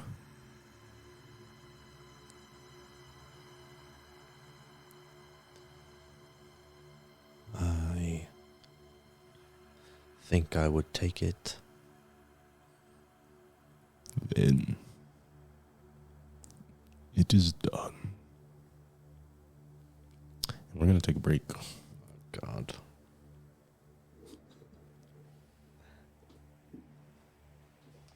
Selling your soul. We are recording. So, Okay. Cain, you have your little conversation with your dark passenger who decides to, after you have that final say, they simply go silent. And you draw yourself back to Tomomori, where you start to see your friends reconvening. You see Kanaon, she looks at you and smiles and gives you a little wave, like one of those finger waves. And you hear a lot of the Mokangaki like rushing around, and they're speaking in Elvish, and like you see they have their weapons drawn, and they go to the edge of the forest, and emerging from the forest you see the Knights of Othia, God. led by Salomair himself. And in tow, they have a lizard folk with them, Oh, with shit. soft blue scales, and they're handcuffed Okay. as they are walking in, and they kind of talk, and the Mokangaki sort of like let them through, and they're sort of walking around until Salomair spots all you guys, and he waves. Well, seems you all are safe. Yeah. What you got Ice Fang there in the Ice Fang. in cuffs? Oh, the lizard folk. Well, you see, they were sort of sticky fingers. They might be a lead as to what happened at our last church. Okay. So you found the church here. What are the Knights of Othia again? Sorry. They're the Wise Guardians. That's what I thought. Yeah. So you don't like them? Me? Yeah. No. All right. And Continue. he holds up a small sort of like slab of some sort of rock, like granite or marble. And on it you see like, it looks to be an excerpt of a painting, kind of like a large puzzle piece. We did. Great. Good. So you have your thing. So why don't you just let Frozen Claw go, and we can, I'm afraid that I'm not entirely sure we can do that, mate. How do you know that Ice Scale was trying to steal this? Because we caught her in the act. Well, you know, at the last church, we were told by the ghost who lives there that it was Weiss Guardians who took the stone. So I think you've got a little bit of an internal problem, mate. And that is another reason I don't believe we can let this one go. If someone took that piece and it wasn't us, and we have another perpetrator here trying to do the same thing, maybe a rat can lead us back to the nest, so to speak. And at worst, she should be charged by the Holy See. That seems like a lot. Can't you just... I don't know. We can take her back to where she belongs, and she'll stay out of your hair, I'm sure. I mean, frankly, going against the Church of Weisgard usually requires one to go to prison. If they are judged and seen as innocent, then maybe we can take her back. But for all intents and purposes, sorry, but it seems your friend here is a criminal. I look at Ice Scale. Did you try and take this rock? Be honest. And they stay silent. Look, Ice Scale, we cannot Ice help. Cube. Fuck, that's a good one. Look, Ice Cube, if you're not gonna tell us the truth, we can't help you here. I was in the church. It does not mean I was trying to steal anything. And as soon as she says that, someone takes the butt of their spear and nudges her in the back. Oh, yeah, you in the church. Hands wide, pulling this out of the wall. Well, perhaps she was just trying to help the lot of you. I'm sorry, why are you here? Because of the church. They were looking for it, and they found it, and they found this piece. And look, if you want to just wait, maybe tomorrow I can do something. I can ask her and see if she's telling the truth. You don't think we have our own means of getting those to tell the truth? Oh, I know you Do do. you? Indeed. How would you do it? They'll put her up on a chopping block. Well, would you like an example? Would you like to step forward, Miss Nerissa, was it? That is right. Then Gerhard, and you see one of the knights come, and he's in less heavier plate, covered in lots of cloth, and instead of holding like a spear or anything, he has a staff and a shield. And he looks at you. Well, just be sure. I will know if you're lying. And he raises his staff, and as he does, a silver light descends out of it, sort of like a veil as it goes around you. And I need you to make a wisdom save, I believe, or is it charisma? I think it might be charisma. Well, make your save, and I'll tell you which.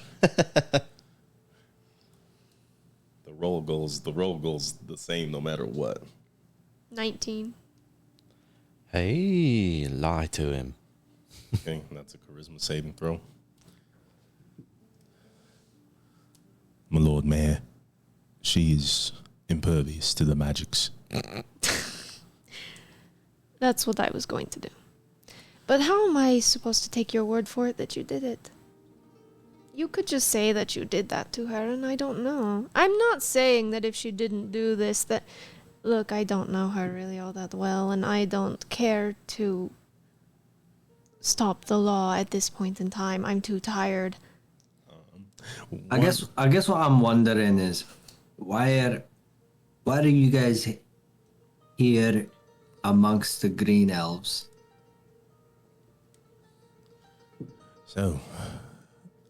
Your face is unfamiliar. Are you a friend of these two here? Oh, Salom. He wasn't here when Salome was. No.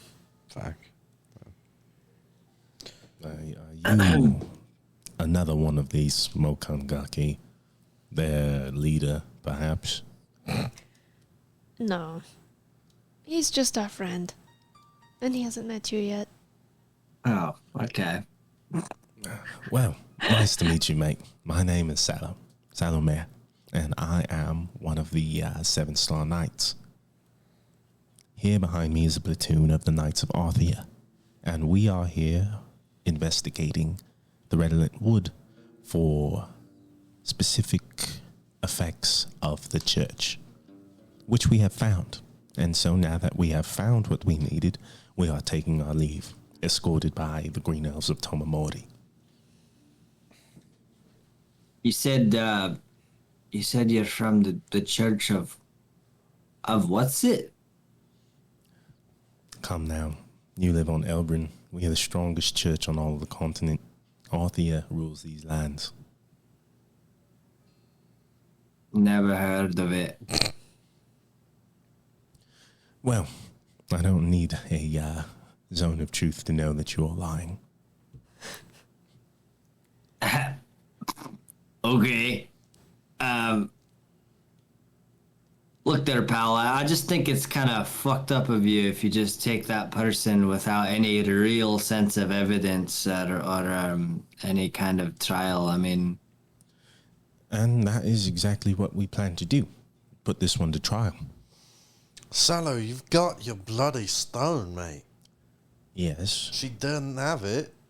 and she may have information as to who is taking it. The other one. You didn't ask her in the zone of truth? As you can see, this one likes to play quiet. Sure, yes. You don't have to talk under the spell of Zone of Truth. It's not the zone of talking. okay. I'm gonna cast Detect Thoughts.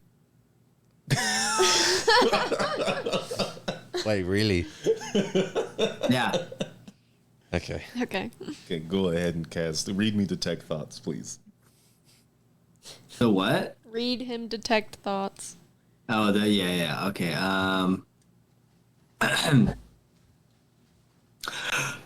It's kind of a big thing, but I'll try and read fast and summarize. For the duration, you can read the thoughts of certain creatures. When you cast the spell as an action on each turn until the spell ends, you can focus your mind on any one creature that you can see within 30 feet. If the creature you choose has an intelligence of 3 or lower or doesn't speak any language, the creature is unaffected. You initially learn the surface thoughts of the creature, what is most on its mind in that moment. As an action, you can either shift your attention to another creature's thoughts or attempt to probe deeper into the same creature's mind. If you probe deeper, the target must make a wisdom saving throw. Okay, that. It goes on and on. Yeah, I got it pulled up. Okay, and whose thoughts are you trying to detect? Ice Cube. Icicle. Okay, so you go after Ice Scale, and kind of on the surface, you get thoughts of nervousness, of anxiety. There is a heavy worry on their mind of whether or not they are going to survive this.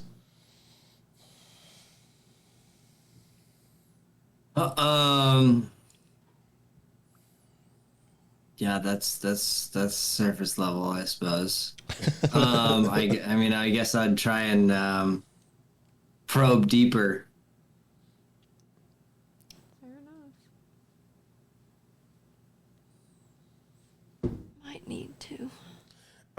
You see Eye Scale sort of wince and like blink a lot, but they kind of shake it off and they're just kind of like looking around. There's magic's here. Someone in my mind. And they kind of poke her on the back again. Shut up, E. But no success. Dang it. don't really know how we're supposed to help you. You're not being very helpful to us. You rolled a wisdom save? I did roll a wisdom save. But how do you know that it beat me? Trust me, I know. All right, you know all things. I do. I can just pull up your DC. Yeah. Okay. All right. So then after that failed attempt, I just like look at ice scale and then I'm like, all right. Well, if she doesn't want to be helped, then good luck. And I just walk away.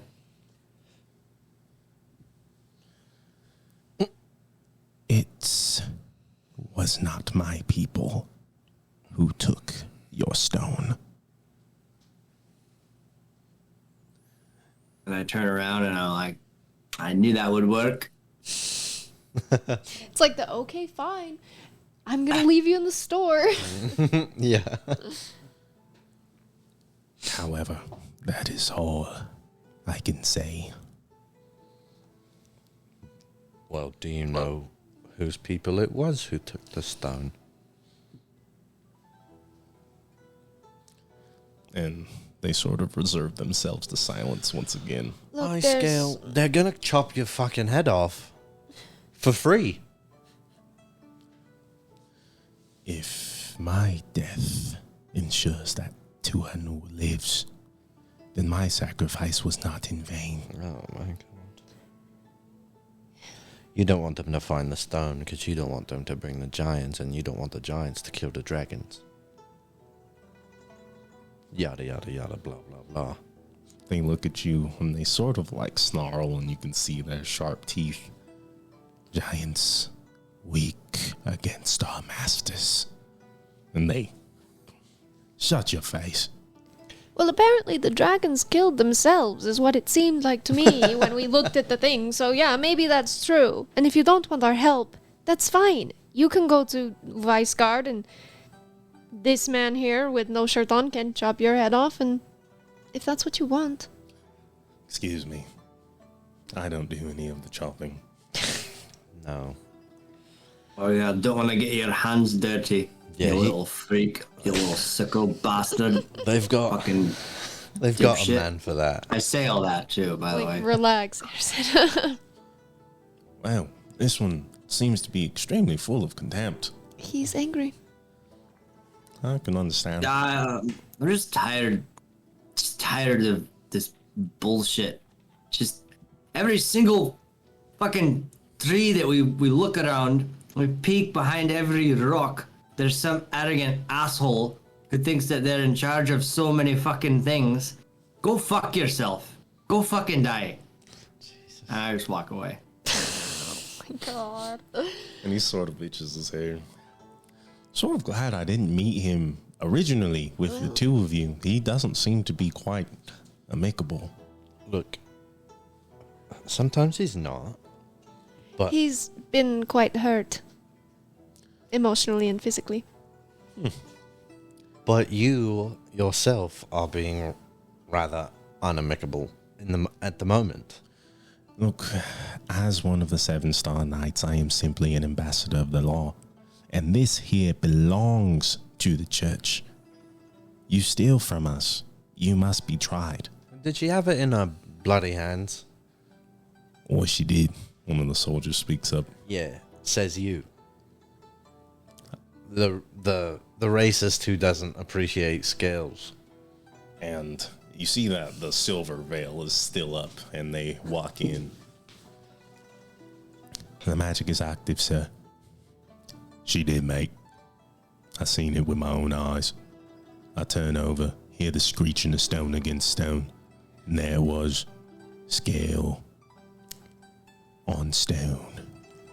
Why did you go with them originally? Our scale. Was it to stop them? And Sallow sort of speaks up as they sit there. I believe if she speaks, she'll incriminate herself further. And if they don't speak, they incriminate themselves further. Jeez. You're in a bad position, girl. So I can't blame her for not speaking.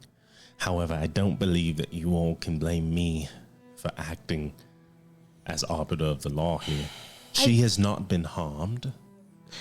It's not necessarily you, it's the law. The law isn't going to be very fair to her, is it? Well, tell me, how would you punish someone stealing one of your sacred snake folk artifacts? We would kill them. Very promptly, and without any trial. Is that the way that it should be done? No. Well, that does seem a little extreme, actually. I would have to agree with that. There would be at least a trial here. And you, with the, art all over you. How did they do things back in, well, where are you from? You know, I don't really know, but I've spent quite a great deal of time in Wasteguard. So I know how it's done there. And I know after you give her this trial, air quotes, she'll be found guilty, and you'll call the Nightbringer up, and he'll remove head from torso. You have spent time in Wasteguard. Well, I mean, if it were up to me, we'd only take the hands.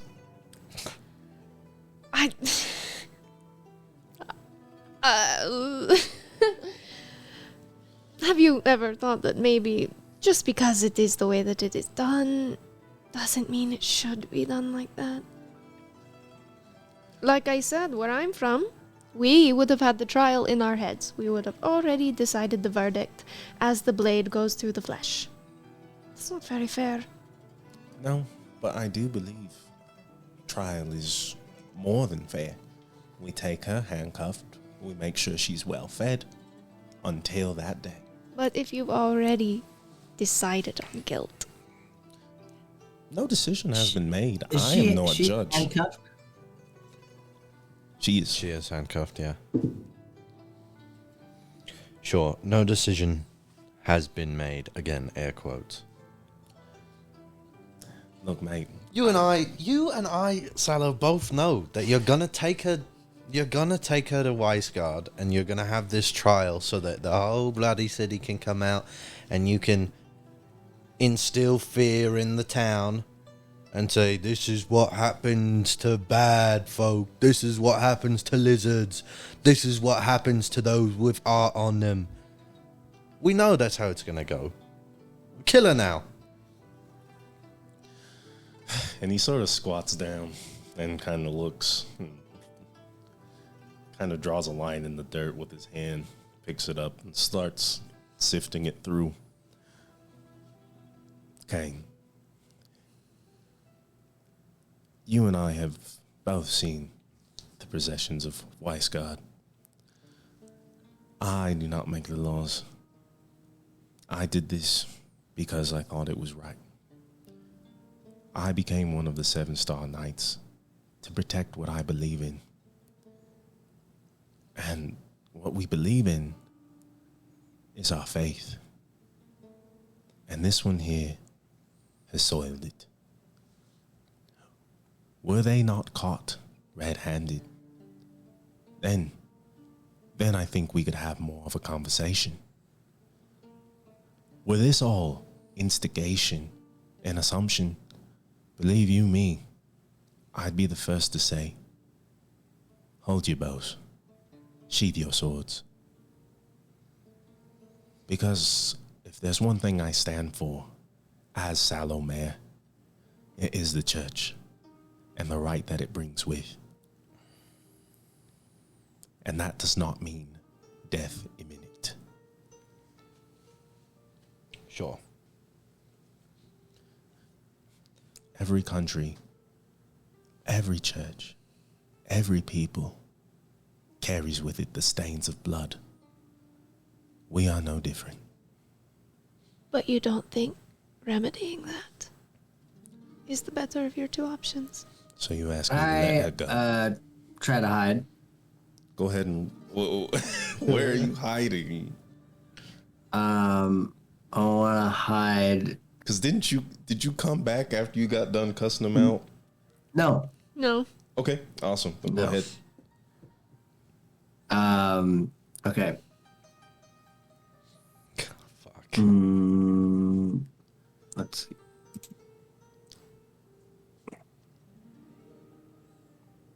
That's 16. That's a 16. All right. Let's see. Okay. You're hiding. What are you trying to do? I want I want to shoot the cuffs off of Ice Scale. I'm gonna fucking kill myself for him. Natural one. Shits her in the eye. You want to shoot the cuffs. This is going to be a hard shot, Erson. Because if you're coming from behind the Vice Guardian Knights, they're surrounding her. You might be able to get a good look at it. You might even be able to see the cuffs. But you will be shooting through a crowd of people.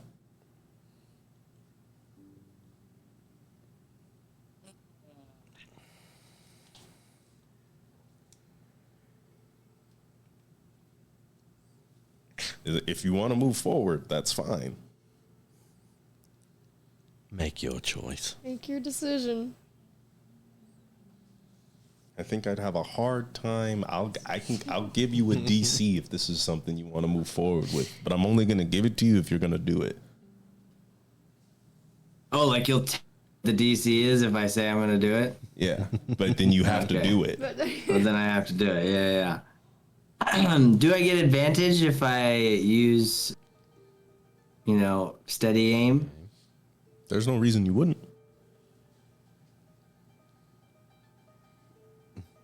All right, I'm doing it. You don't happen to have any inspiration on you still, do you? I don't think you do. No, I Probably don't. not. And I can't guide you. I don't know where you are. Or touch you. Arrested. All right, Ersid. This is a DC of 25. Holy fuck. 25? That's really high. Doable. It's doable. I know you can do it. Well, what do I gotta get? I have to get a 17. You have to roll a 17. I have you to have- roll a 17. Let's see. You have +3 to Dex, +2. So you have +8. So yeah, you have to get a 17 or higher. Holy shit. Simple, easy. Roll your rolls, mister. With advantage. Hey, here we go. Foolish. Dumb as hell. I'm just saying, this is a crowd of like Yeah. 10 no. plus knights. We are. Yeah, we're not the best of positions for this kind of thing. I mean, we got. Oh, so close. That's just one roll. What was Such it? a good roll, too. 14. Like, that's really good. Close.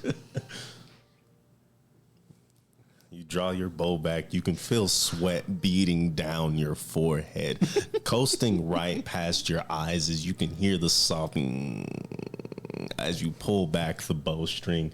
Let's go! 19! As you release and you feel the arrow break its leash on top of the bow, it whizzes past the guards as it you can hear the edges of the arrowhead clanking against metal as it strikes true through the clasps in Ice Scale's cuffs as they roll damage. Oh, God. Don't forget to add your sneak attack. Okay.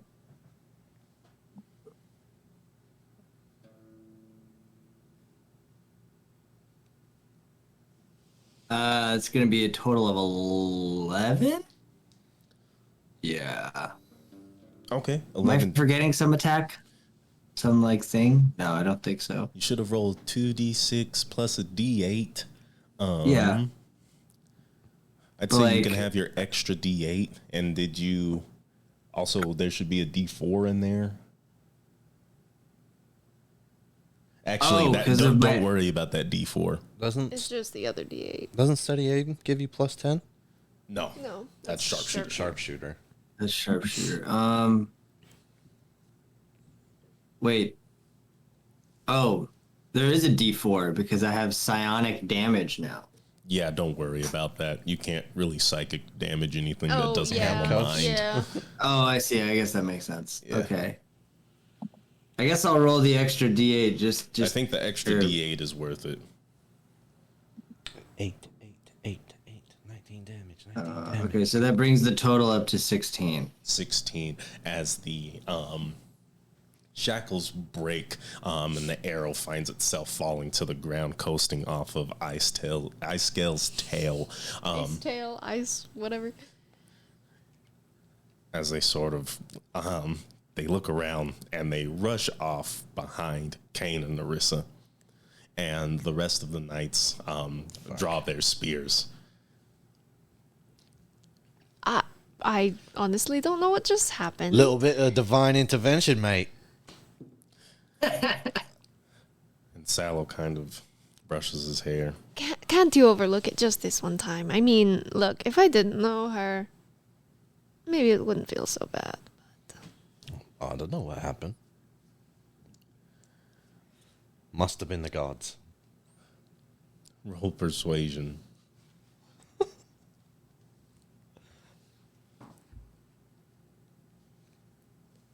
27. 27. Sallow puts up his hand to the guards.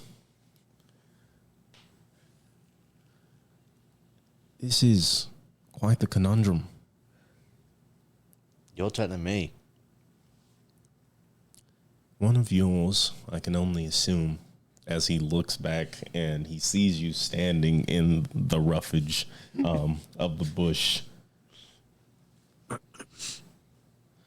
has taken a shot at one of our prisoners. Who's to say? I can see him You can see him. and where the arrow came from. Look at all these bloody elves around here. We all know that they're rather proficient with arrows and bows. And yet Well, I mean, while he's having a conversation, I'm gonna roll stealth again. they're watching you. Oh, okay. I'm All right. hide behind the bush. Well, I'm gonna walk away. Now, if we just let you go, that would mean a bounty. I swear to fucking God. If you let Ice Scale come with us, I think I could look past that. A bounty on ice scale, you're meaning. No, on all four of you. Well, I know that is one of your accomplices. You referred to him as friend earlier. Her. First of all, her. he's talking about that elf guy over there, who we just met today. Oh, yeah. By the We way. don't know at all. Roll disadvantage. I'm not even gonna make you roll it. That's just not gonna win. We're actually not that good of friends. So, bounties. You can let Ice Scale go with us, or we can, unfortunately, take all four of you in. It's treason against the crown. I'm going to cast a message to Irsad. They're going to put a bounty on us. If we let this, We cannot if we help. let Ice Tail go. I don't think we can afford that at this time. I'm gonna step back. I will not get in the way of your laws. Do I think they're fair? No. Do I want a bounty on my head? Absolutely not. And he looks at you, Kane, and raises an eyebrow. And he looks back towards the forest around. You there. How much do you think you're worth? I'm sure we can double it. Triple it, maybe. And then, I guess we'll really see who really cares about you then. And he looks back at you, Kane. I'm sorry. It does not have to be this way. However, like you said, we know what would happen If anything, it would be a mercy for me to kill her now. But if there's any chance of innocence, I think that should be determined above the crown. Sure, any chance. And I will promise you, I will be part of the jury. And I will be as unbiased as possible. You have my word. I'm not gonna fight you for her. I'd certainly hope not. But all I am saying here in this moment, under the threat of bounty, is the exact same thing that you will do to her. You are instantly saying that we are guilty of shooting that arrow without proof. You did not see him shoot it, yet threaten a bounty. It's assumption. Would it be an assumption to say that you, with this one hiding behind you, are protecting her? That is also assumption. I can't even get her name right. And no, that man that we know is acquainted with you, we see lowering bow in the distance. Coincidence. You drive a hard bargain, Kane. Well, if anything, your powers could be used for so much better. Your silver tongue as part of our court. And instead, you're here defending these slime scales. Well, it would be in defense of them in the court as well. I would not side with you. And here I thought maybe we'd become friends. Allies, maybe. You want to see the crown go in a new direction. Well then, you have to be the force that changes it, mate. But instead, you hide behind lies and flung arrows. It's a work in progress. We're not perfect. I will grab Ice Scale and I'm like, I'm so sorry, girl. Damn. And I'll just kind of push her forward, very like gently. I do want you to know that not all of these slime scales are so bad, right? And she'll hold out her hand as like that light kind of like fills her palms. I believe that. You have my word that I believe that most. I have nothing I can do but take your word for it. And, as a man, I have nothing but my word. Well, you keep it, or we're going to find out whose divine righteous fury wins. Well, if you'd like to try the church as a whole, and I see you win, best believe I will have found a new faith. Then maybe you'll find one.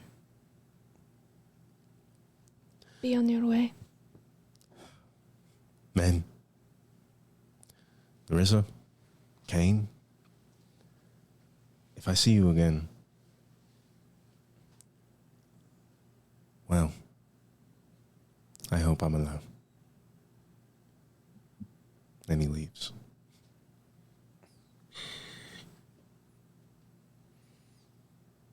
What a cunt. Uh-huh.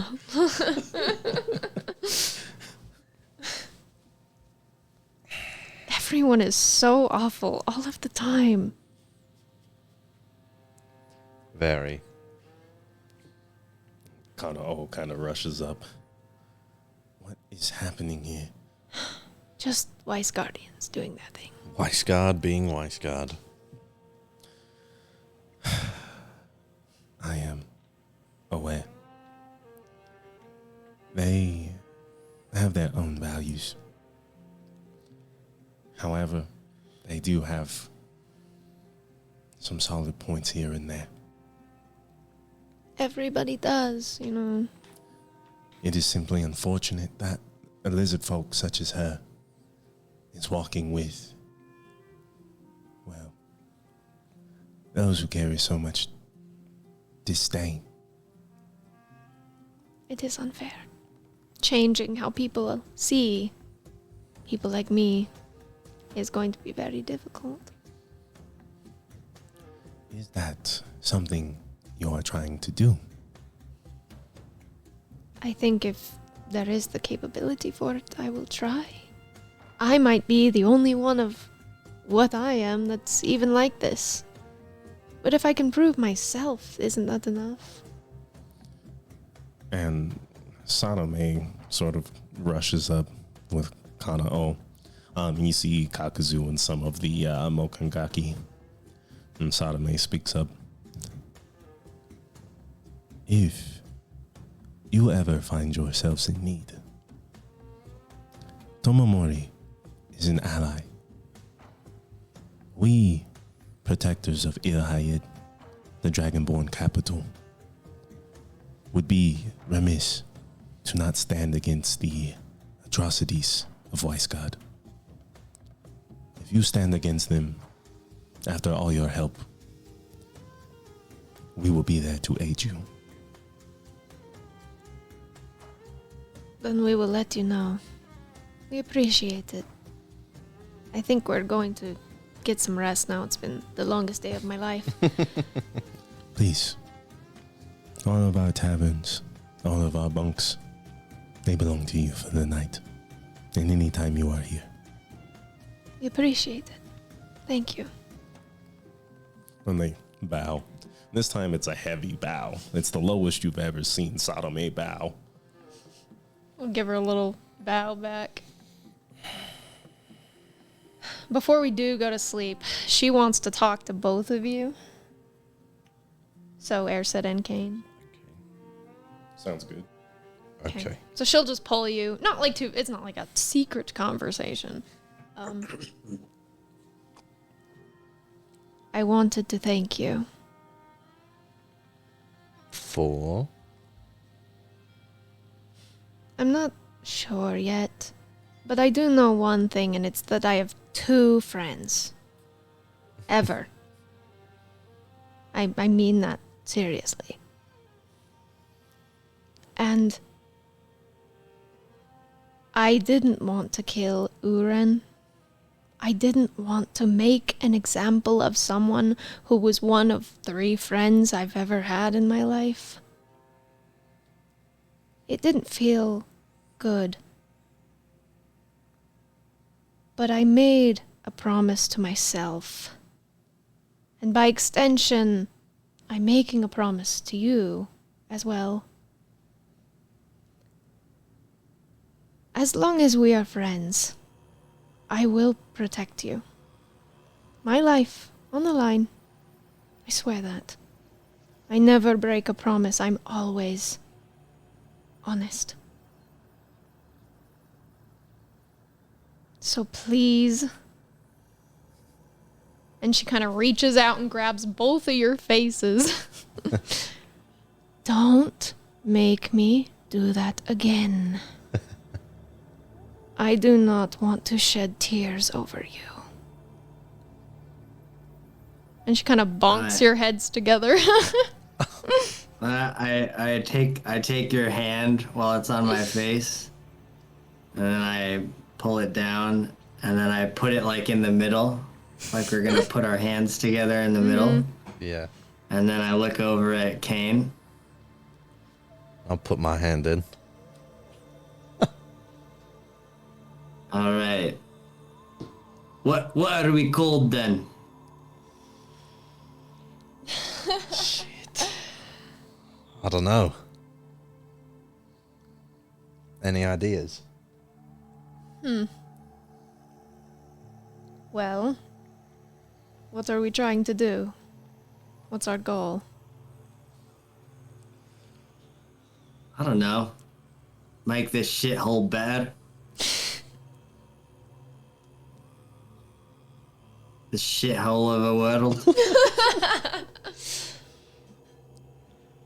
I don't know. Well, perhaps we can think on a name for our group, but I promise the same. I'll have your guys' backs. I also promise, and I also promise that if you turn evil, I will regretfully have to kill you, Regretfully. just like Nerissa did. I'm not gonna turn evil. Oh, that was just a general statement, Oh, but if you felt right. like it applied to you, Maybe you need to look in yourself. Yeah. Well, I'm just saying, that was a general statement. I'm not gonna turn Right. evil. good. Good.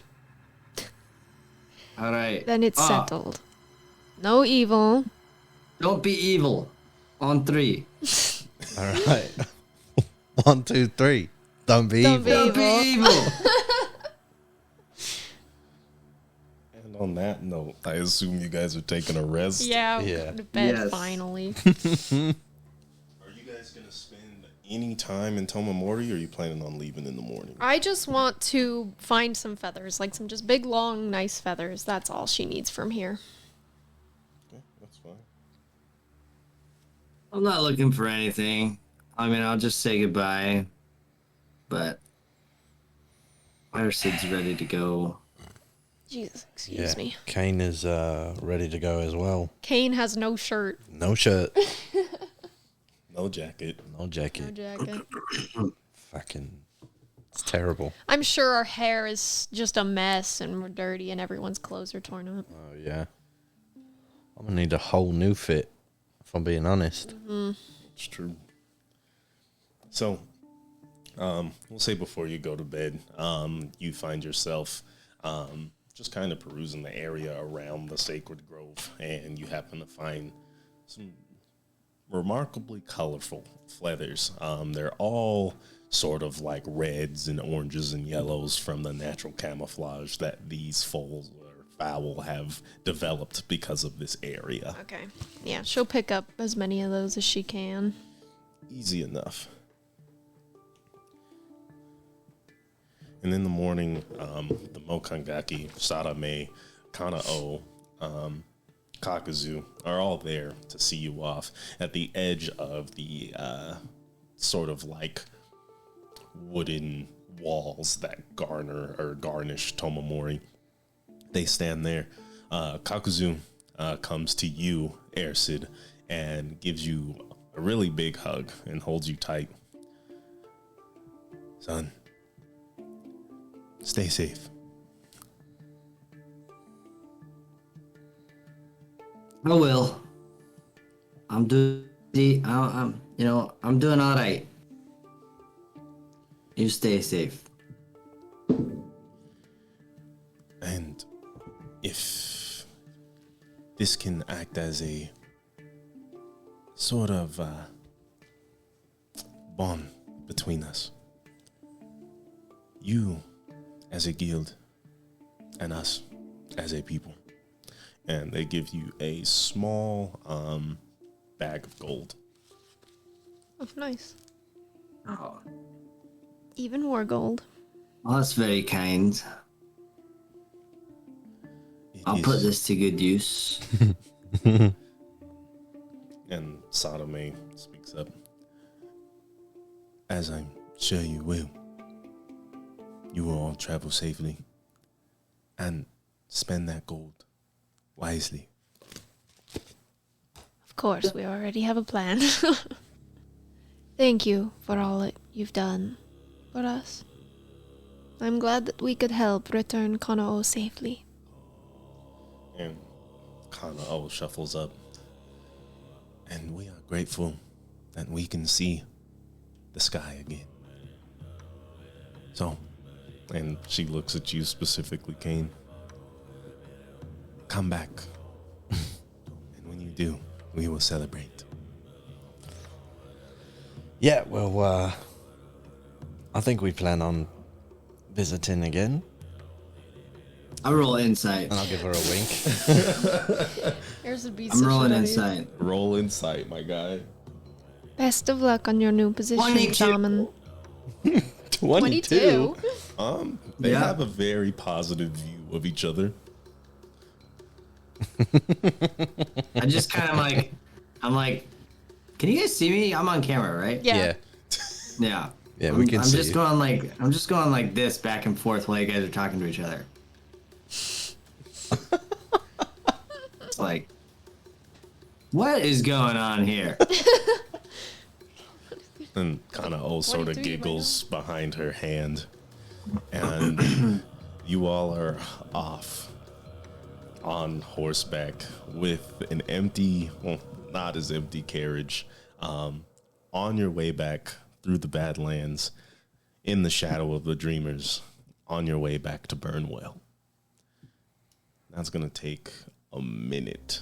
Yeah. Yeah, we're gross and dirty, and we're just gonna be gross and dirty for like another It's gonna be 12 like a days. yeah, 12 days. it 12 is to get- days or something. Oh my was planning god. on stopping by the Red Gulch. What do we do while we're on our road trip? Yeah, is there anything you guys are trying to do? See, that's what I thought. I thought maybe we should go back to the Maybe, Two Hunnell but then people, we'd have but- to be like he turned into a dragon. Yeah, There's I just don't really so wanna I don't want. I don't even want to see them. I don't want to see him either. So It's gonna be let's go so ahead and real. Why don't we go back home and then write them a carrier pigeon message and just be Yeah, like, by the something way, like this that. is what happened. Sorry, we had to go. I like that idea. Yeah, we can just let him know, not in person, because I don't want to see them. Be like, yeah, iSkill also got hella like taken, and there's nothing we could do about that, and it's not really my problem anymore. And Anyway, we fixed the magic problem, which is what we were Yeah. supposed to do. it's true. Which one of you has the book? I think Ursid has the book, yeah. Yeah, Ursid has the book. I have the book. I was gonna look at that eventually. Okay. I assume you're gonna be looking at it at some point in time throughout the trip. Yeah. Throughout these 12 days. So you open it and you realize it has more writing in it. What? And it says, it seems this book has lost its way. Who are you? If anyone, if you open this, please bring it back to the Moor of Dead Men. God. Not the more of it, man. Do I have a writing utensil? What kind of pack do you have? I don't. Do you think Probably Ersid would not. have a writing gonna say, utensil? No. Kane might. So, Yeah. Ian, I'm do you have a right. pen? What? Do you have a pen? If you have ink, I have no shortage of feathers. Let me take a look here, friend. If I have anything to write with. I suppose I have a. Let's see.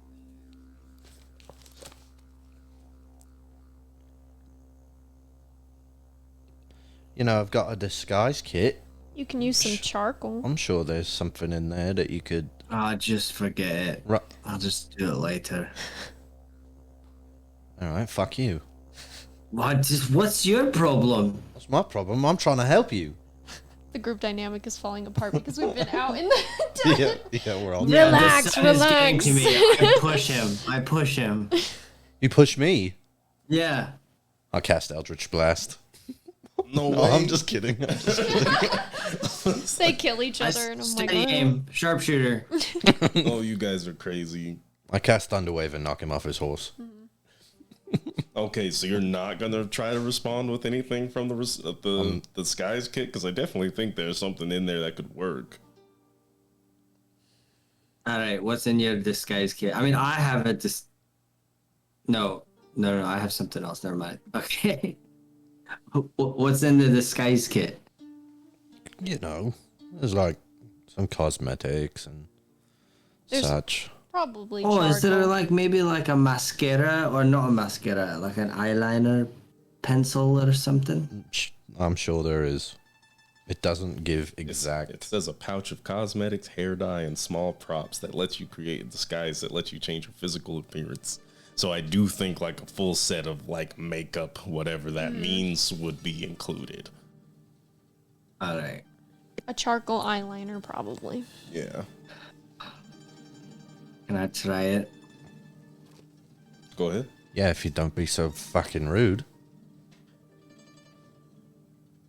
I'll hand over the eyeliner. Okay. And it's just like a small, sort of like stick of charcoal, not really defined in any way because of its lack of use. I think you've used it like maybe twice.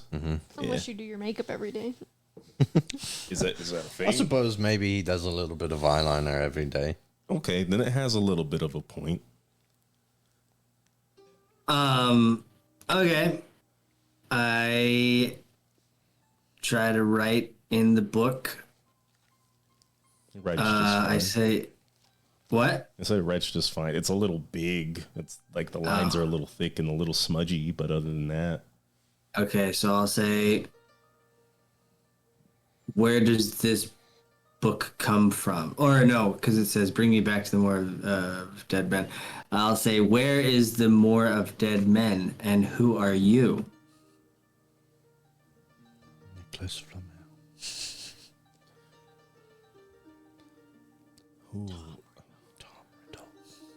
a foreigner maybe, someone who does not know where the Moor of Dead Men is on Norfang. Strange. And there's only one name in this book. Senkali. Are you writing that for like confirmation? Or are you Yeah, just saying like that? Senkali with a question mark. I.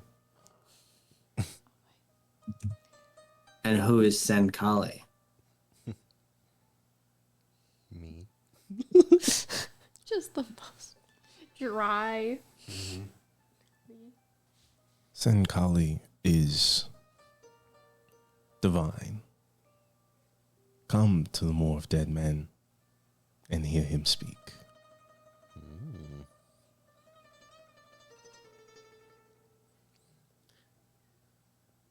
I really don't know what else to say at this moment. I think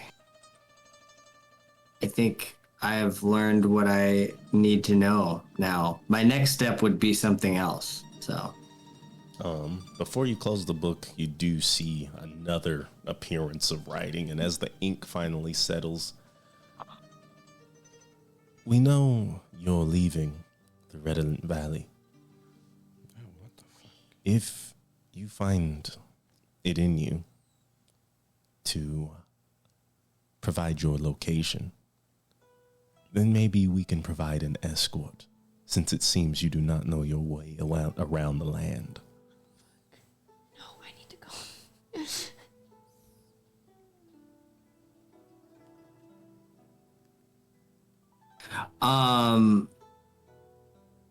I guess I'll write in the book. You'll provide an escort to the Moor of Dead Men? Question mark. Where else? Just checking. So if I tell you where I'm at, Just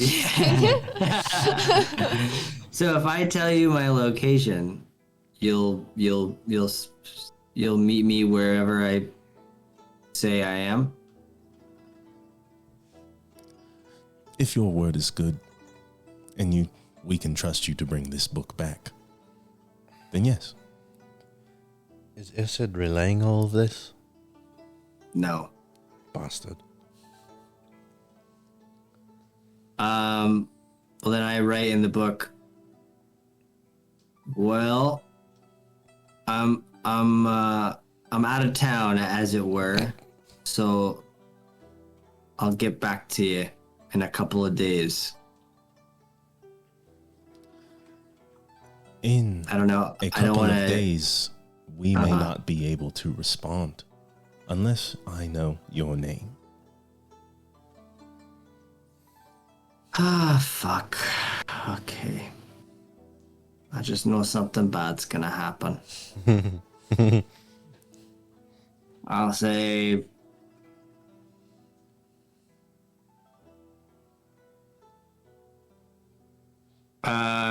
My name is. Yeah, I'll just say my name's Ersid. Fuck, I don't care. Wow. Nice to meet you, Ersid. I hope that you will be a solid servant to the true God. Everyone. Swear to fucking God. Yeah, I close. He closes the book. I will look at the scroll that Nonnery gave me. Okay. You pop the black seal and it opens up. And as it unfurls, you see and some of the most beautiful calligraphy that you've seen, especially this side of Chult. It shouldn't be hard to do. Yeah. That you have been cordially invited to take court with the Umbral Choir.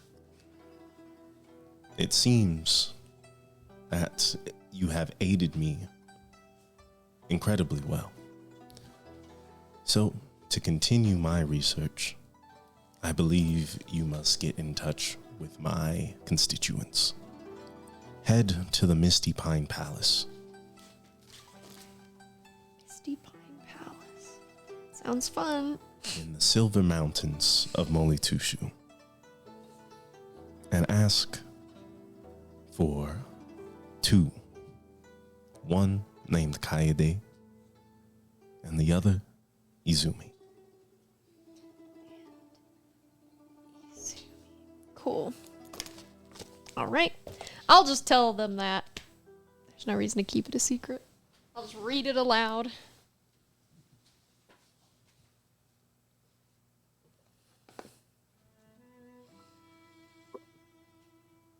No response from either of you. Oh, you read it out loud. Yeah, I read it out loud. Well, I suppose Well? that's another place to go to. Deciding Yeah. which one we're gonna go to first. This Misty Palace. This We've got quite a laundry list now. you didn't say where your people wanted us to go, so I don't know that.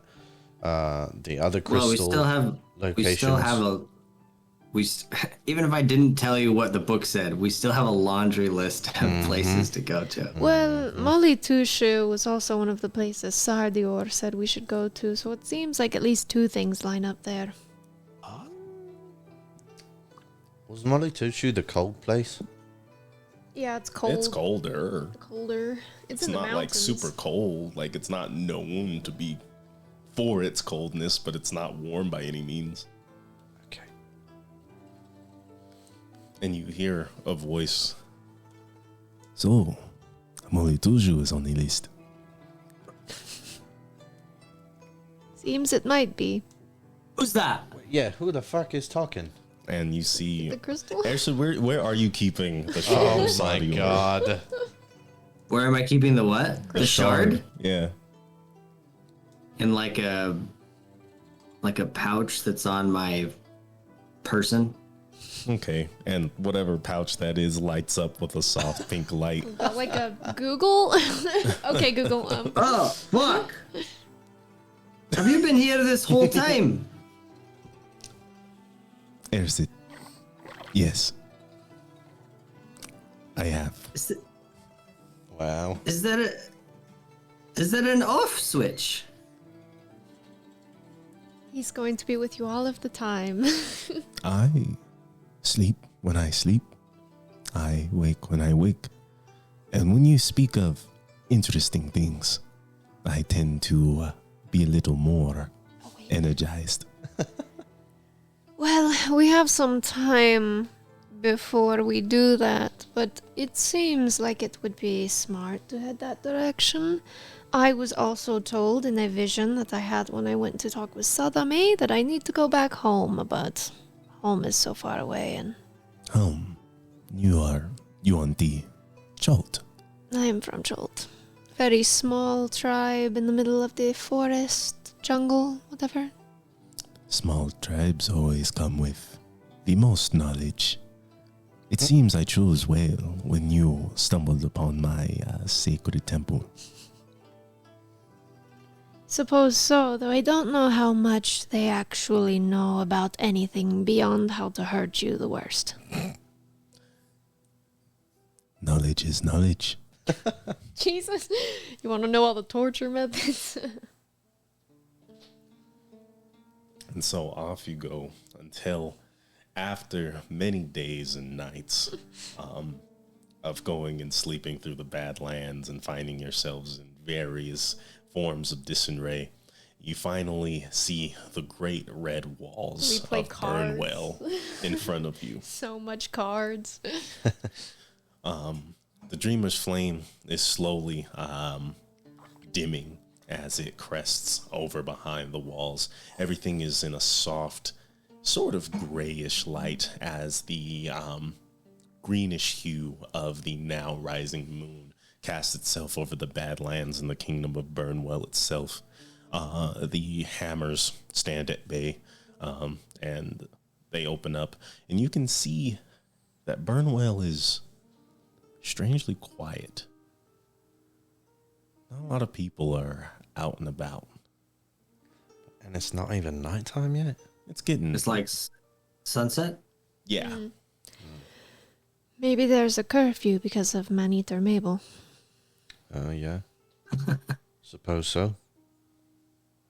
Well, then maybe we should find our way inside. Yeah. Where you guys go? Guess Should we go to the Broken Blade, well? right? Yeah, where Talk they to are. Broken Blades. Jaycee, not Narissa, because she wouldn't understand, but I was like, I'm so glad that we have money now to have separate rooms, because 4 people to one room is like normal, but 2 dudes and 1 chick to a room is so fucking weird. It's only weird if you make it weird.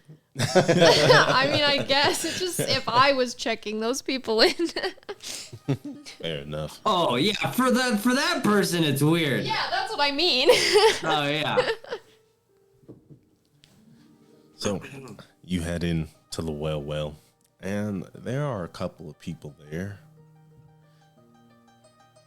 And surprisingly enough, the Broken Blades are all there, drinking and doing their thing. You hear Metal and Oliver just kind of yelling at each other as Uvasa just kind of like looks over her hands and watches her friends just debate each other.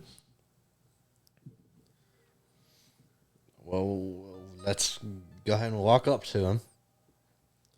And you hear them, "No, I am telling you, Oliver, gold is not meant to be on a sword. It may be beautiful, but it will dull quickly. Look, man, I'm telling you, it may be a soft metal. That means it's easy. It's more malleable. You can get a softer blade, which means you can cut easier. Hey. It's not... Well, look at who we have here. Survivors. Yeah. Yeah. Yeah. We us. made it. Well, I knew you'd be back. Took you long enough. You know, there was a lot going on. You've been gone for nigh a month. Yeah. It was a long journey, and there was a lot that happened. There was a lot of fuckery going on in that magical storm. And what exactly does that mean, mate? Tell us all about it. Trees and animals melding together as one. Every time you cast a spell, it cast another spell. Yeah, and not always a People good turning one. into fucking dragons. Excuse me, mate. And you hear like Oliver and Metal say this at once. And Uwasa, like, she looks at you, her eyes are like big. Yep.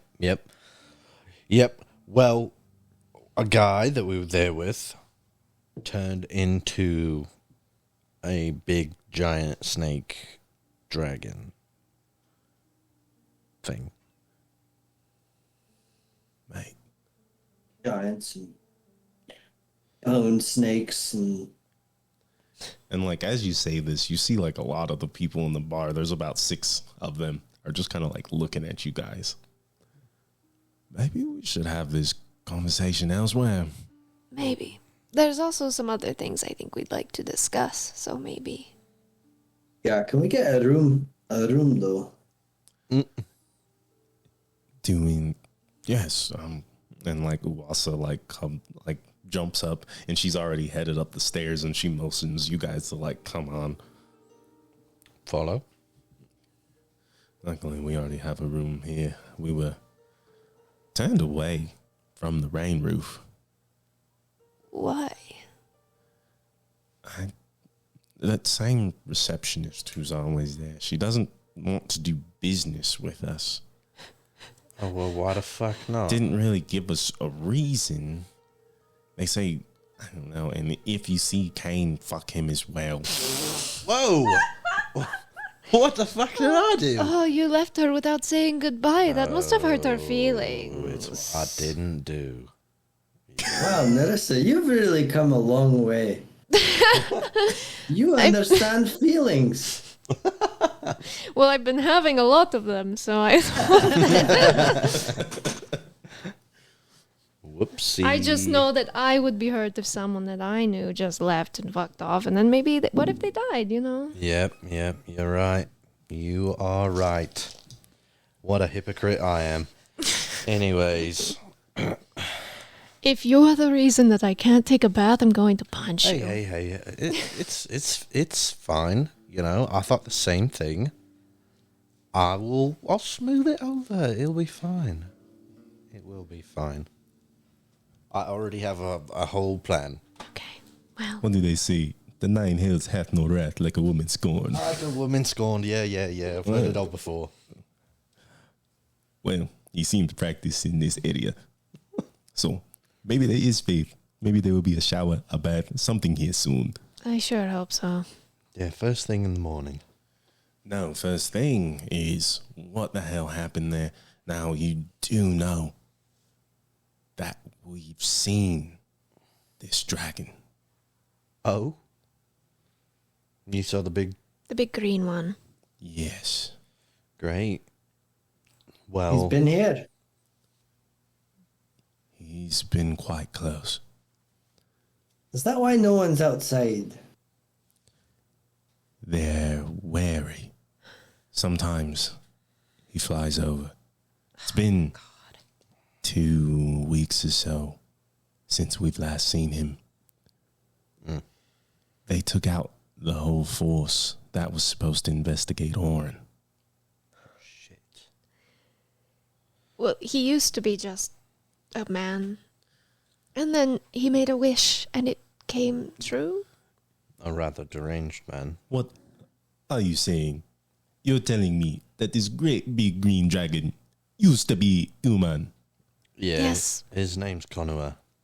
This dragon has a name and you know his name. Yeah. Yes. This is lies. Because No. What no, are they talking about? we spoke to him. He was one of the leaders of the Tuanua messengers, and he came with us because I don't know. He wanted to go into the storm to talk to dragons or something, and then he came He's with. and- deranged. He's the deranged man with a deranged fantasy and obsession with dragons.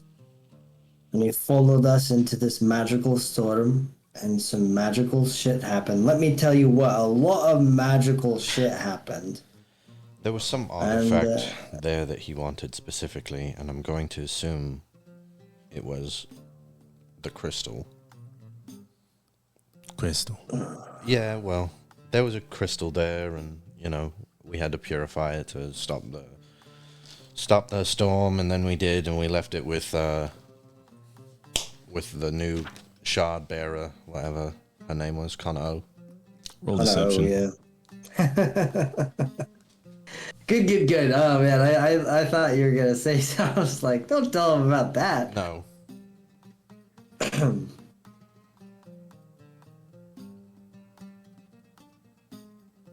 Where is it? Right there. Okay. 20.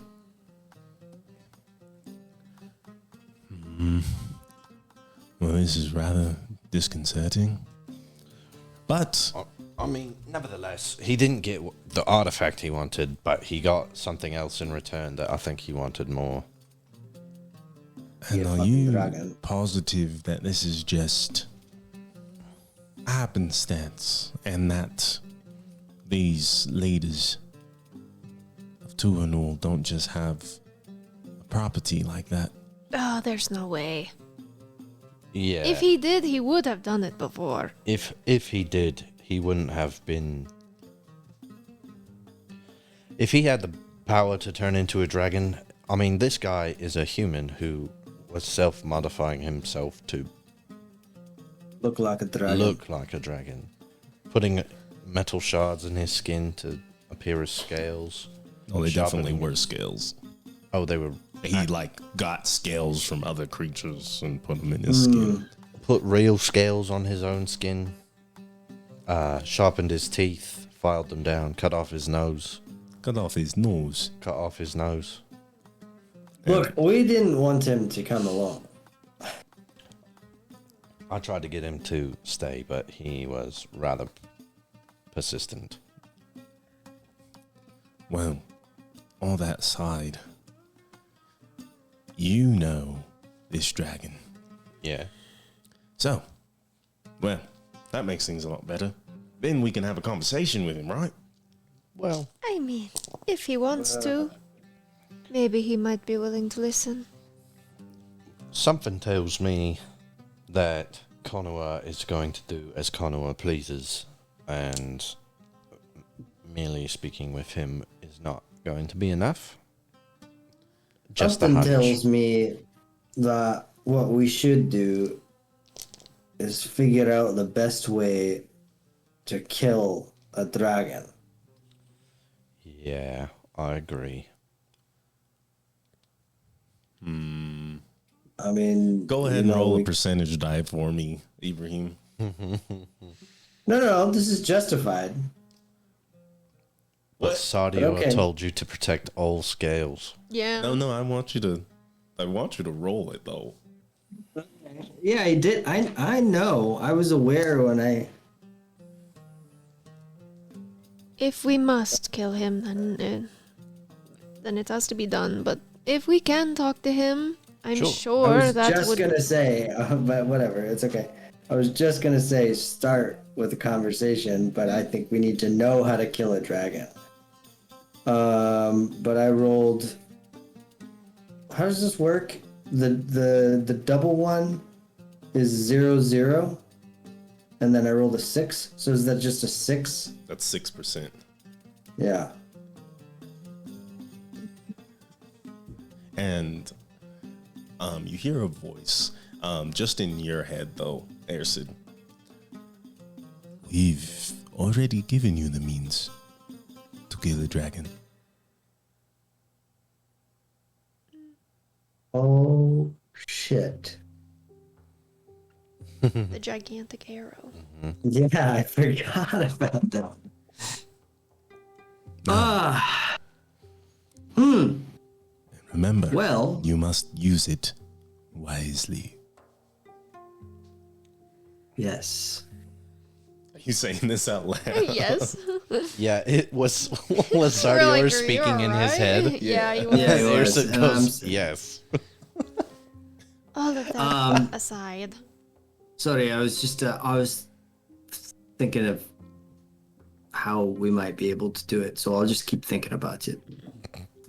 Just thinking out loud. There isn't much we can do about this dragon right now, this very minute.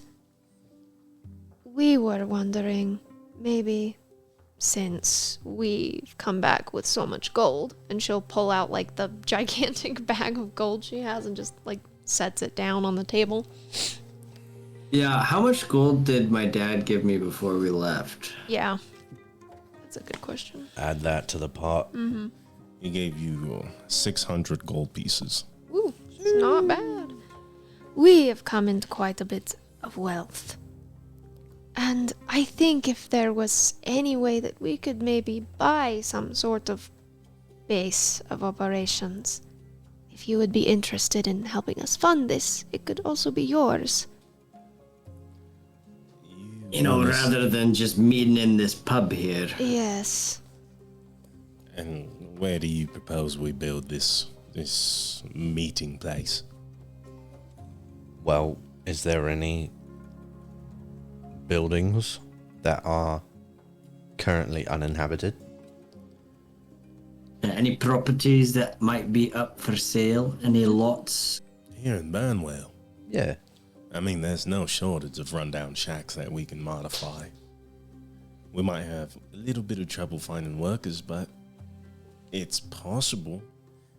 You want to build in the current target of maybe a dragon's territory. Well, as more and more come about, you know, everywhere's going to be dragon territory. This is true. Okay, so... And he, kind of thinks on his head a little bit.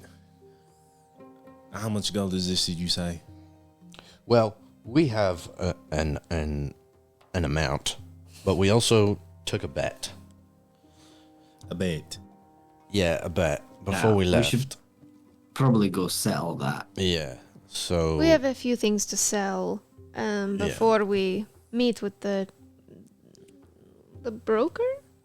The property manager? Our middleman. That's a real estate him. agent? And no, hopefully we'll win.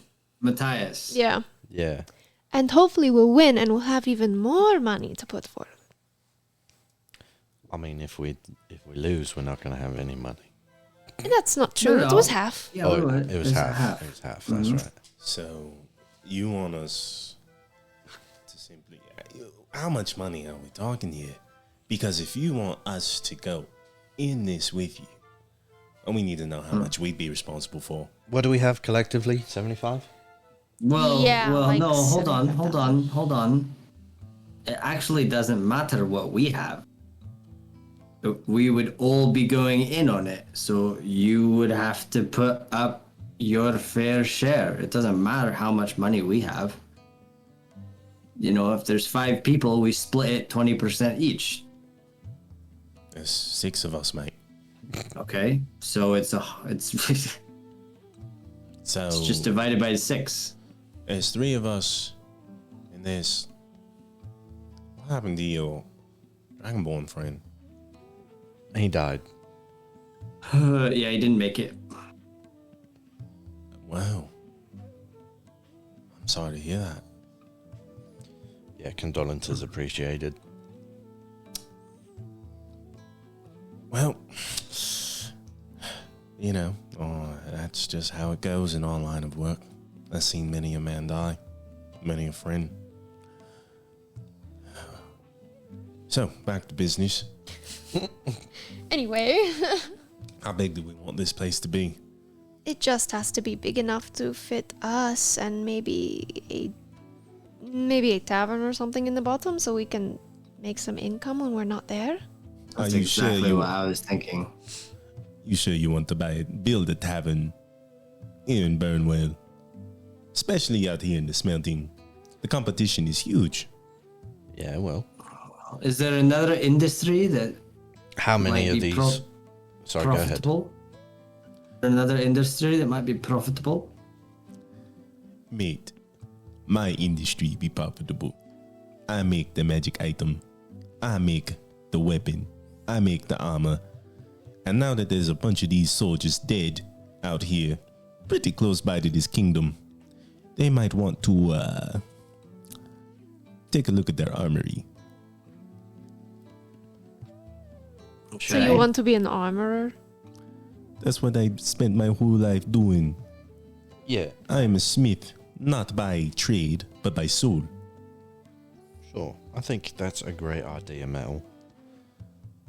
I don't know, I have kind of a penchant for a tavern here, mate. But why not? Why not both? Yeah. Why not both? Why can't we do both? And he looks at Petal. What if we do the armory in the back and the tavern in the front? Mate, you don't do business, do you? Oh, mate, how many soldiers you know don't like to have a pint? No. You put the tavern in the front. That's what he said. That's what I said. That is what he said. No, it's not. What the fuck? Yes, it is. You fucking lunatic. I swear to God, you said put No. the smithy in the front. No. If we re-listen to this and I'm right, we have a record. I'll owe you get a dollar. $100. 100? I'll owe you $100 if that's what I said. I don't know if I want to take that bet. I'm a betting man. Yeah, we've Yeah, seen. apparently. Anyway, Speaking of our bets, yeah, we gotta go Anyway. settle our stuff. So, is that but yes, fine get- then, right? If we go tavern and armor, Right. and there are places for us to sleep upstairs, is that good enough? I mean, I can talk to people about prices, see how much that'll cost, and we'll split it 50-50. Yeah. Yes. However, wait, 50-50. What do you mean? The three of them. The And the three three of of us. us. Them and the three of us. Okay, yeah. Yeah. I am going to write up a contract. And there's one last thing I would expect y'all to do. However, Uh-huh. we'll talk about that after we find out how much money you all truly have. Sure. Right, of course. You find Okay. a good place. We'll find some money. Sounds like a good time then. And we will see you in the morning. Do we want to go settle bets now? Let's let's take just sell the it. Let's stuff just- that you guys need to sell also. Like, I don't know if Matthias will take that and Yeah. like do it himself, but just make sure that you also have. Before I do sell all of this stuff, do either of you want a cold gem or a lightning gem? What does that do? You can enchant your weapon with it And armor. and armor. You can enchant your armor with it? Give me the lightning. Okay. Thanks. Wait, so what does that mean? If I have enchanted, then my armor, my AC goes up from 15 to 16? With a cold or a lightning gem, you would get resistance. Oh. And then what if I put it on my weapon?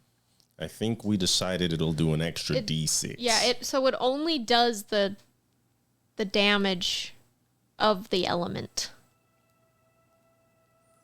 Right? The D6 does. Oh, okay. Because I thought you took it away and it was like, it's like 1d10 plus 1d6 thunder damage. Yep. And then I roll like my other stuff on top of it, which isn't the same. But it still just makes it thunder damage, right? The All of D6 is a thunder damage. So you Just roll the D6. you roll your D10 Physical, slashing, piercing, Okay. bludgeoning. and then you roll a D6 Of- for lightning. Yes, of whatever element is on. And you no longer get like your dex or strength on top of it. And so if you are attacked by a dragon's lightning breath and you have a lightning enchanted armor, you take half damage as a resistance. We're gonna have to see about that. Okay. That sounds doable. Okay. I'll look into it more, but I think we can just assume that if you're going to need more crystals Sure. to enchant the armor Then a weapon. for resistance, and it's gonna be expensive. Okay. Yeah. And then just one other question. Are the normal gems, like say it was a video game, are the normal gems just for selling to traders, or can they then be enchanted themselves with an enchantment to then enchant a weapon? Gems are used for a myriad of things. You could use them as adornments for other armor to make it more expensive. You could get it like appraised and sell it to a jeweler specifically to maybe get more money. You could use it as an arcane focus or an inlay for a ring. They're used for anything a gem can be used for. Okay. And you have how many lightning gems? I had 2. I gave you 1. You had 2 lightning gems? I have 2 lightning, 1 now, 2 cold, and 3 normal gems. So if I take one of those lightning gems and then I enchant it onto my bow, then I just always get another D6? So the thing about the gems is they have to be on the unit that damages. So you would be able to make like a myriad of lightning arrows. You would not be able to enchant the bow itself. Gotcha. So I could make like 20 arrows or something. Or however many. Something like that. Just yeah. These gems are not refined enough to be put on a ranged weapon. However, they can be used on the ammunition. Would you like one? Nah, don't worry about it. Just sell it. All right, then. Are you selling these first, or are you going to go with just gold? No, I'm going to sell the 2 cold gems, the lightning gem, and the 3 normal gems before. Add that to the pot. Did I give you prices on those gems? You did not. What are they? The all the gems I have? The normal ones. What do you mean? They should be like amethyst, opal. It doesn't say. I don't think you decided. I think it was just normal. Yeah, you just said you got 2 lightning, 2 cold, and 3 normal gems. Okay. So I suppose whatever you make of it. And you're selling how many of the elemental ones? I'm selling 2 cold and 1 lightning. 2 cold and 1 lightning. Roll me a percentile die. You got it. Here comes another 100. That would be good for this. Yeah, I don't think I have anything too important. I didn't pick anything up. A 10 and a 6. 16. At the time, the furnace exchange is pretty low on stalls. No one's buying magical items. Okay, so I can only sell the 3 normals. And we'll say, I'll give you 200 for all 3. Okay, Roll persuasion. sure. Roll high. Rolling up, going, please buy these. Or tell me how you sell them to whatever you want to do. Well, is the jeweler a male or a female? It doesn't matter. I'll try and smooth them either way. I will flirt with them regardless. Okay. All right, here we go. 21. 21. I'll do the 200. Okay. Okay. 200 it is. You guys are all keeping track of your own Yeah. pot of gold, right? Yeah.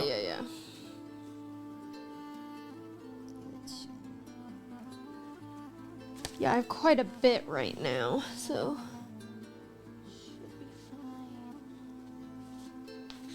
Right then.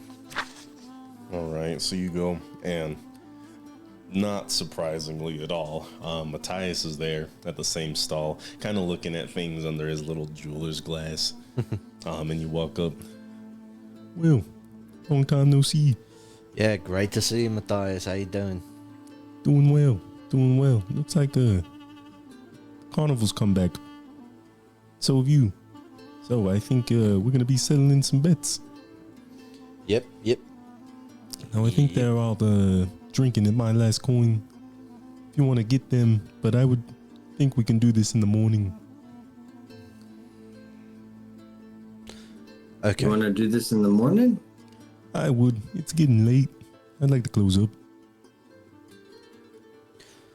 All right then. I suppose we can go. Maybe meet up with them. Have a couple of drinks. Don't gotta ask me. Well, I was not. I was asking my friends. I was not. Meet up with who? With Val and the carnival. We don't alright. have to. If you don't I want. mean, I didn't really want to, but it sounded like you wanted to. Well, I also want to go procure us a spot to have a bath in the morning. So if you don't want to go have a few drinks with them, that's what I'm gonna do. You're gonna go get a room? I'm gonna go to the rain roof and try and smooth things over there. With what's her name? Yeah, I don't remember. Oh no! It's Tiana. Oh, thank God. With Tiana. Yeah. At least Narissa remembered. Yeah, thank God she did. Yeah, why don't we just go over there? All right. You're the one who wanted to give nunnery lessons on like women, right? Are you sure you don't need the Yeah. lesson? And now nunnery is not here anymore. Yeah. Right. Is there a place for flowers somewhere?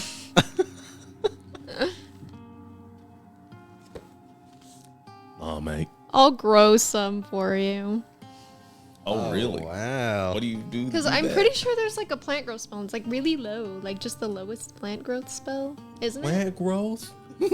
Plant growth is a third level spell. I'm Is pretty it? sure. I thought it was like a first. I Let me could be look. wrong. I'm gonna look at the paladin spells. What spells do you have? Paladin spells.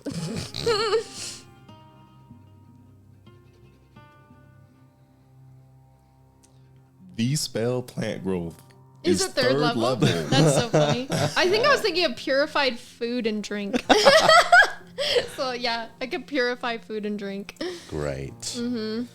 What I can do is make vines, but they tie you up, so it's not like that's not like a fun thing.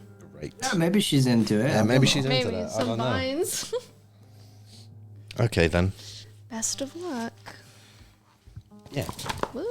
Great. Roll me a percentile die. Me? Yeah, you, JC. Ooh. Oh my god. I know you didn't ask me to roll it, but I just rolled 100. Oh, nice. Too bad you're not Narissa. 51. What a Only I shame. got a wish. Yeah, wish for flowers. Nope, you guys fixed everything. Could you imagine? I wish I had some flowers. You just have never-ending like flowers. Anyway, no, I'm sorry. You were in the middle of a desert. Okay. Whatever. Don't need them. I'll make my way over to the rain roof inn. So you walk in to the rain roof inn, and you just hear, "One moment, I'll be right with you." And they look up, and then they look back down, and they're like writing in the ledger, and they just keep writing and writing. And someone else walks in, and they walk up, and they're like, "Oh, hello, you want a room?" "Yes." Yeah. And they get them a room, get them some keys, walk them to their room, come back to the receptionist table, and start writing in their ledger again. Hi. Tiana. Oh, so you remembered my name? Yeah, of course. I remembered your name. How could I forget? Quite easily, it seems. Well, look. First off, I wanted to apologize for leaving without saying anything. But on the day we left, there was a big commotion and we all had to leave real quick.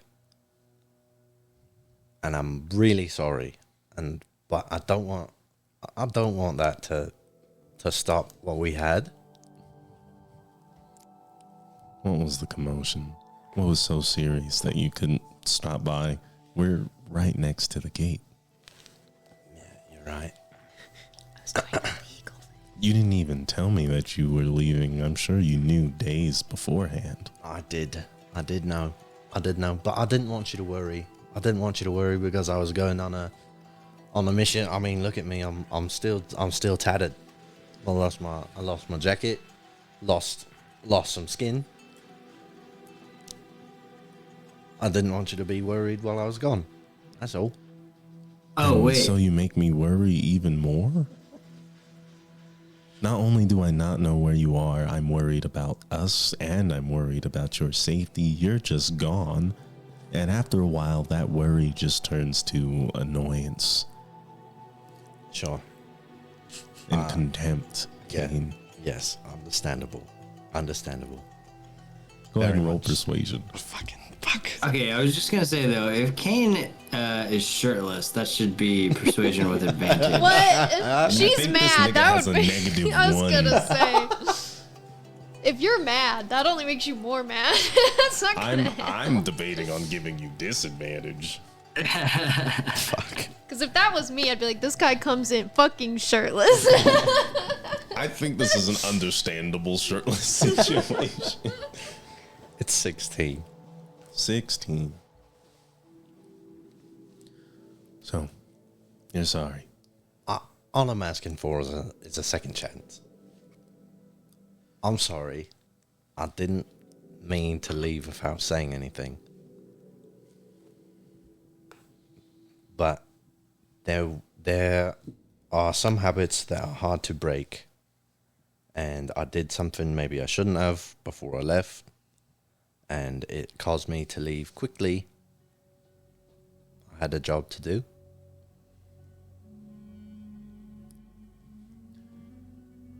I don't know.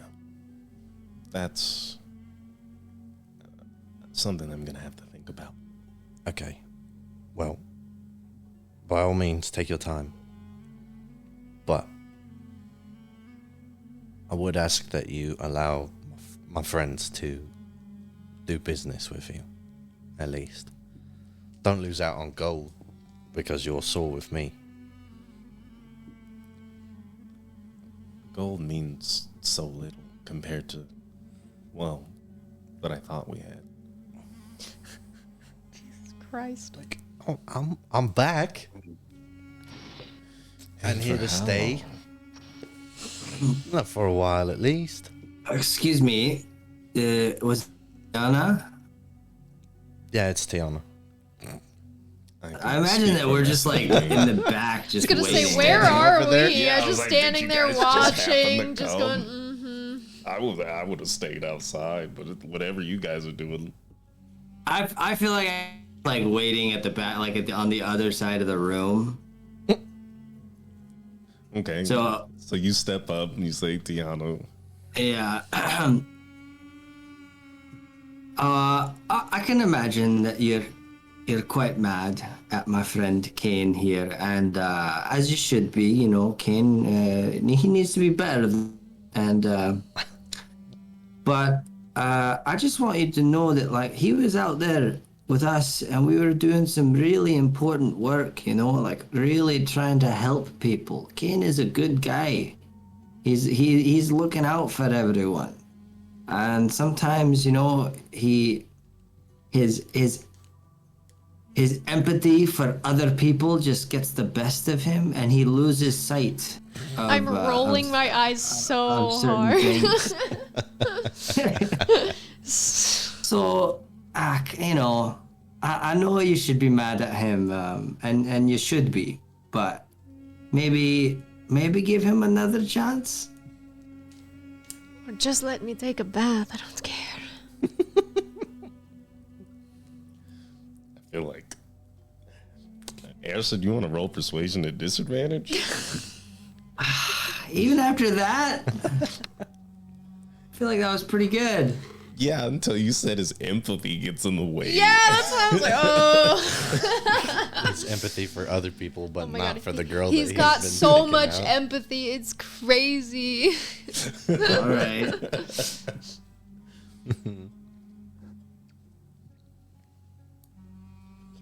Nope. Just no. What was it?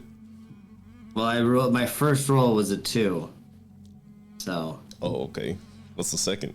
Oh, the first roll was a 2. Yeah, you could crit one. yeah, Okay, I'm the second gonna, roll was a 20.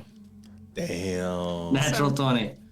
as a last ditch effort, I'm gonna make a minor illusion of the, what was it? A flumph. She said was her favorite animal, her favorite creature. And I'm gonna say, I remember that you told me this was your favorite on our first date at the last coin. I stayed remember at the you. last- I didn't mean to forget to say goodbye. It was an accident. And she's kind of like fighting back a small smile. You and your friend should go clean up. I'm like, thank you. Thank you. And then we just, I walk through. That'll be 3 gold. How much? That's 3. I paid. What? Did the prices go up? No, What is it happening was here? expensive. It was expensive. Also, I'm pretty sure the Broken Blades paid for Yeah, your they guys' did. stay. They did. I'll give her 3 gold. I'm not trying to schmooze her with gold. She just said it wasn't important. I'll give her the 3 Wow. gold. And I will say thank you. See you around, Kate. See you around. You guys get clean. You guys also get. I assume you're not rooming here. No, I don't think so. The Broken Blades have a room, it seemed. Yeah. Or I guess we can buy one somewhere else. Okay. Whatever you guys want to do for the night. If you want to get another room, just minus like 5 gold. If you want a room with the Broken Blades, you guys are just gonna be smushed. I'm willing to be smushed Yeah, until it's we have fine. this. Yeah, we'll be a little smushed. Yeah. Sleep on the floor, like right next to each other. At least we're clean now, so it's not gross. Yeah. It's true. So, morning comes. The Dreamer's Flame alights. And you go outside, and there's like a couple people here and out. You see a lot of hammers about. One thing you notice is there's a distinct lack of arid guards. Yes, they were killed in the Kanawa destruction. Fucker. You don't know if they were all killed. You don't know how many went there. guess But you that's do fair. know that they're gone.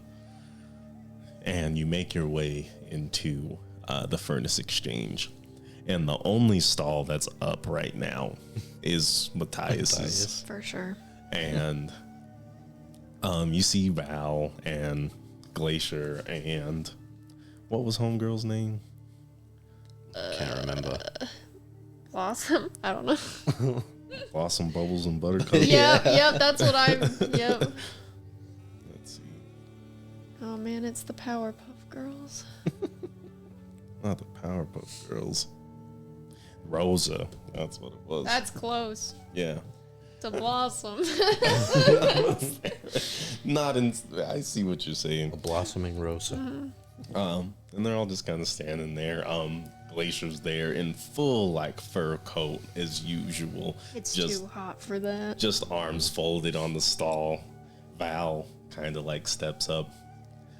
Well, it seems we have a bed. We do. And I'm ready to win. Oh, really? Yeah, and so are my friends. And if you don't, you do realize that you owe us a lot of money. Yeah, Or maybe not that much. I assume you didn't make that much. well, I realize that you are about to owe us a lot of money. But maybe not that much. Well, good I'm like, for that was you. the funniest thing ever. It was a good one. I want a fist bump. It said I'll hold Yeah, my fist up for It's a him. good one. Inspiration. Damn. Well, good for you that if we do lose, you guys are certainly on the come up. Well, let's find out. And Rosa is like, okay, I'm gonna, well, and she's like struggling to bring like this big ass bag of gold. It's like as big as her, and she's bringing it across, and she kind of like kicks it, and the gold comes spilling out, and there's like gems and things in there. And Val, we already counted. We're looking at 7,500. Holy shit. Did we just barely make more than that? How much do you guys have? All right, hold on. I can calculate it if you. I have mine written down. Okay, what's yours? 2764. 2764. Is that including what your dad gave you? That's everything. Yep, that's Okay, all I have. that's all of it. Not everything. What you made on this. Oh fuck! Yeah, I don't know how much I had before. I had like pennies, but I had like maybe 10. Okay. I don't know. So maybe subtract 5 or something. So 60. Well, we did. Yeah, just make- do just do 2760. I mean, what we did have a little bit before because we got paid the worth of the wand. But that. No, but that was included. Right? Yeah. Yeah, that was In this after we bet. made the bet. Yeah. That was part of the reason we did it before we left. I have 1488. Okay.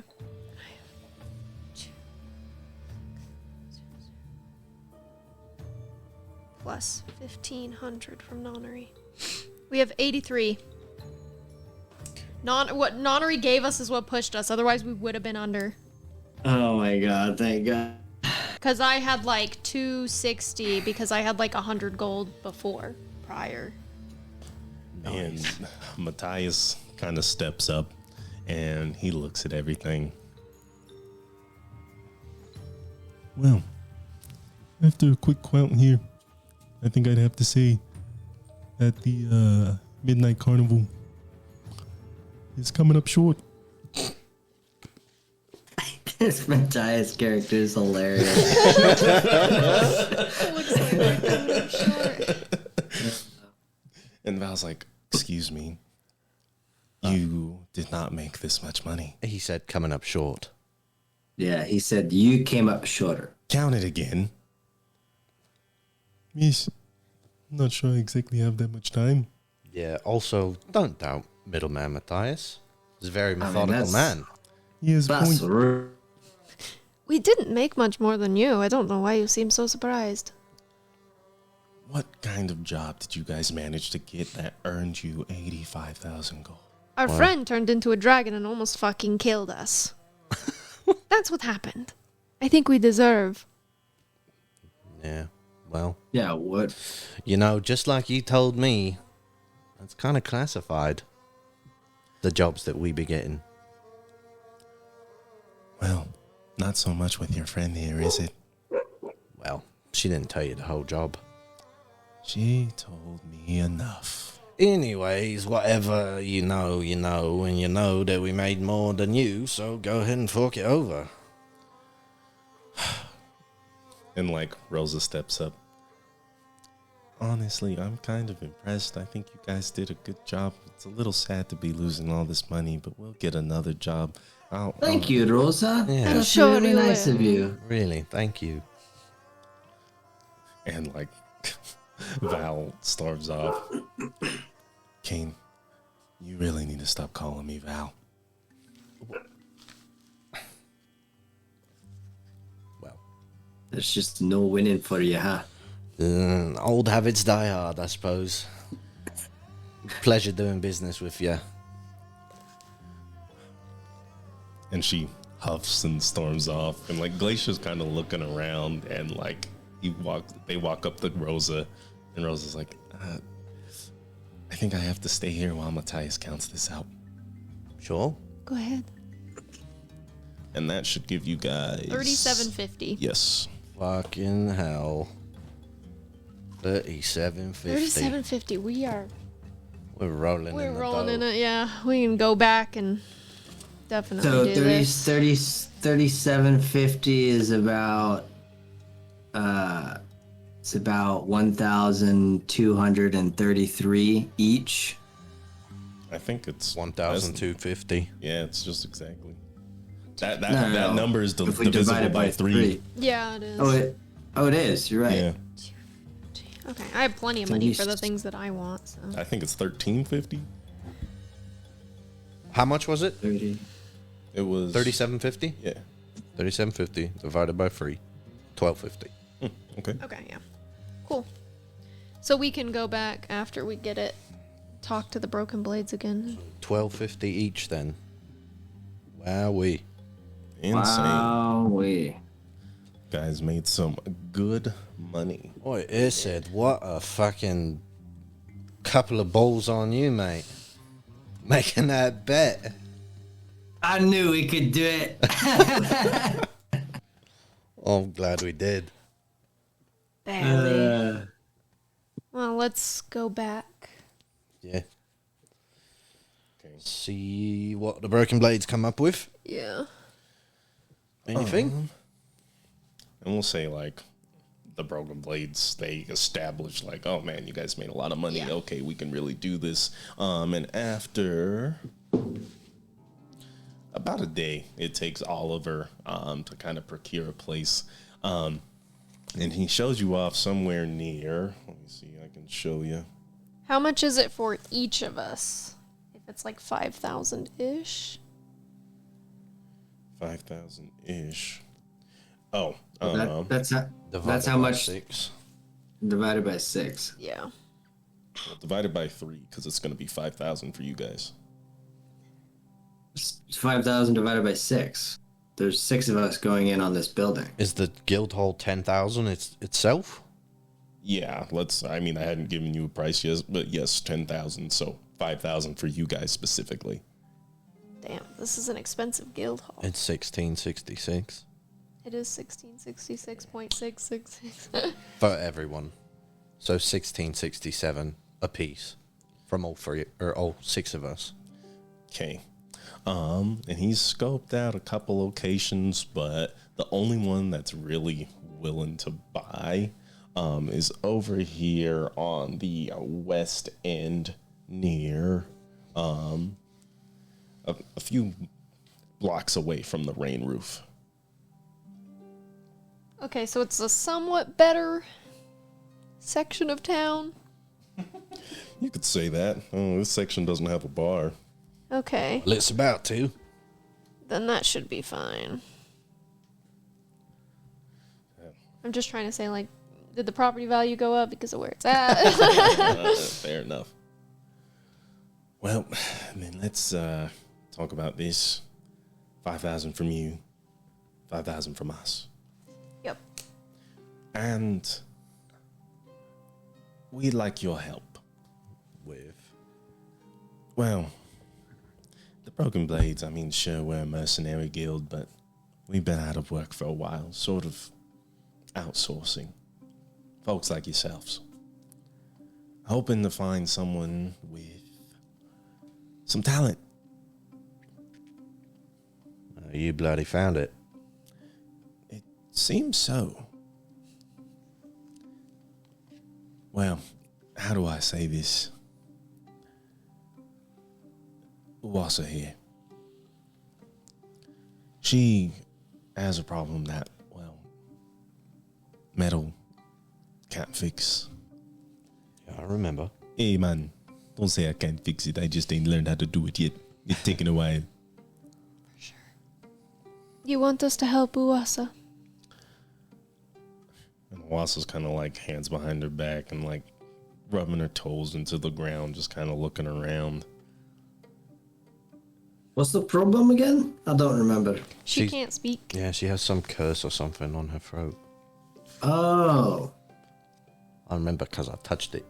And then I went into the library and looked for it, and I couldn't find anything.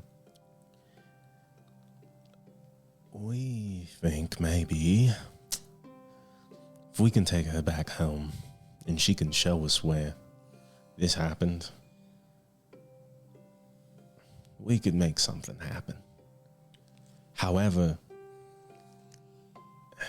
it's not going to happen here, if you catch my drift.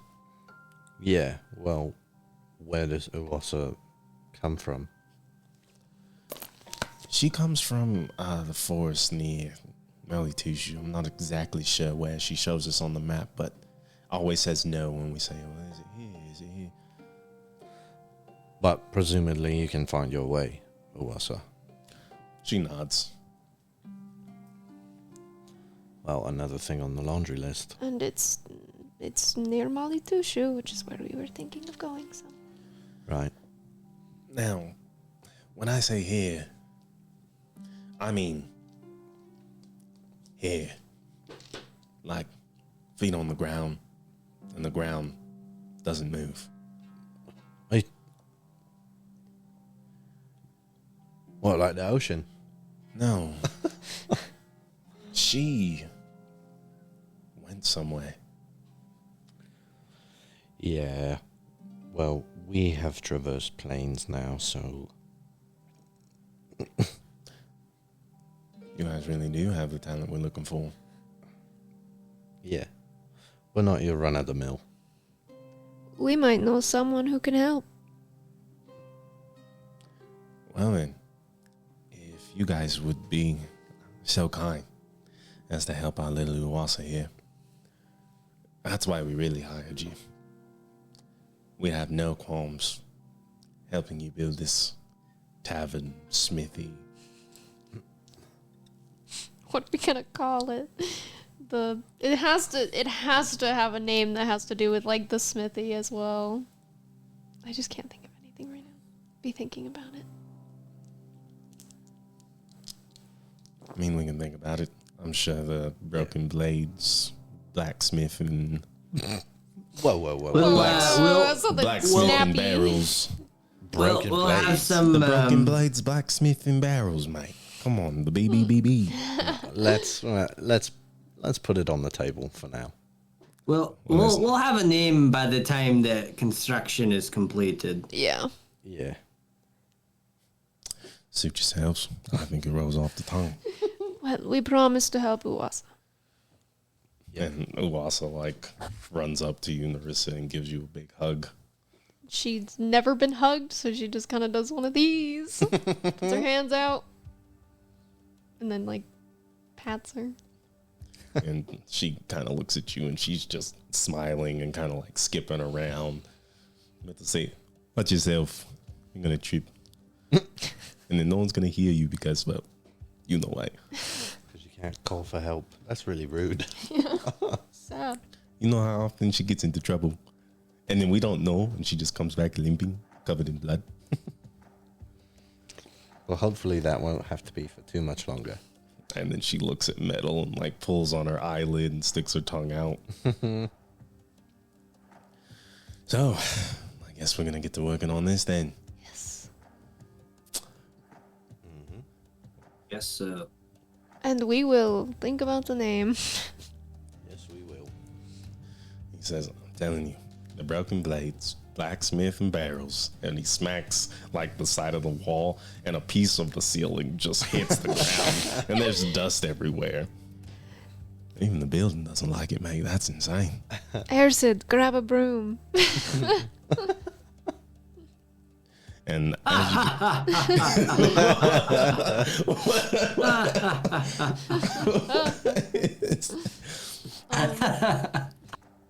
and as you guys start to sweep and clean up, you guys deal with the resources and try to get some builders going, and things are moving.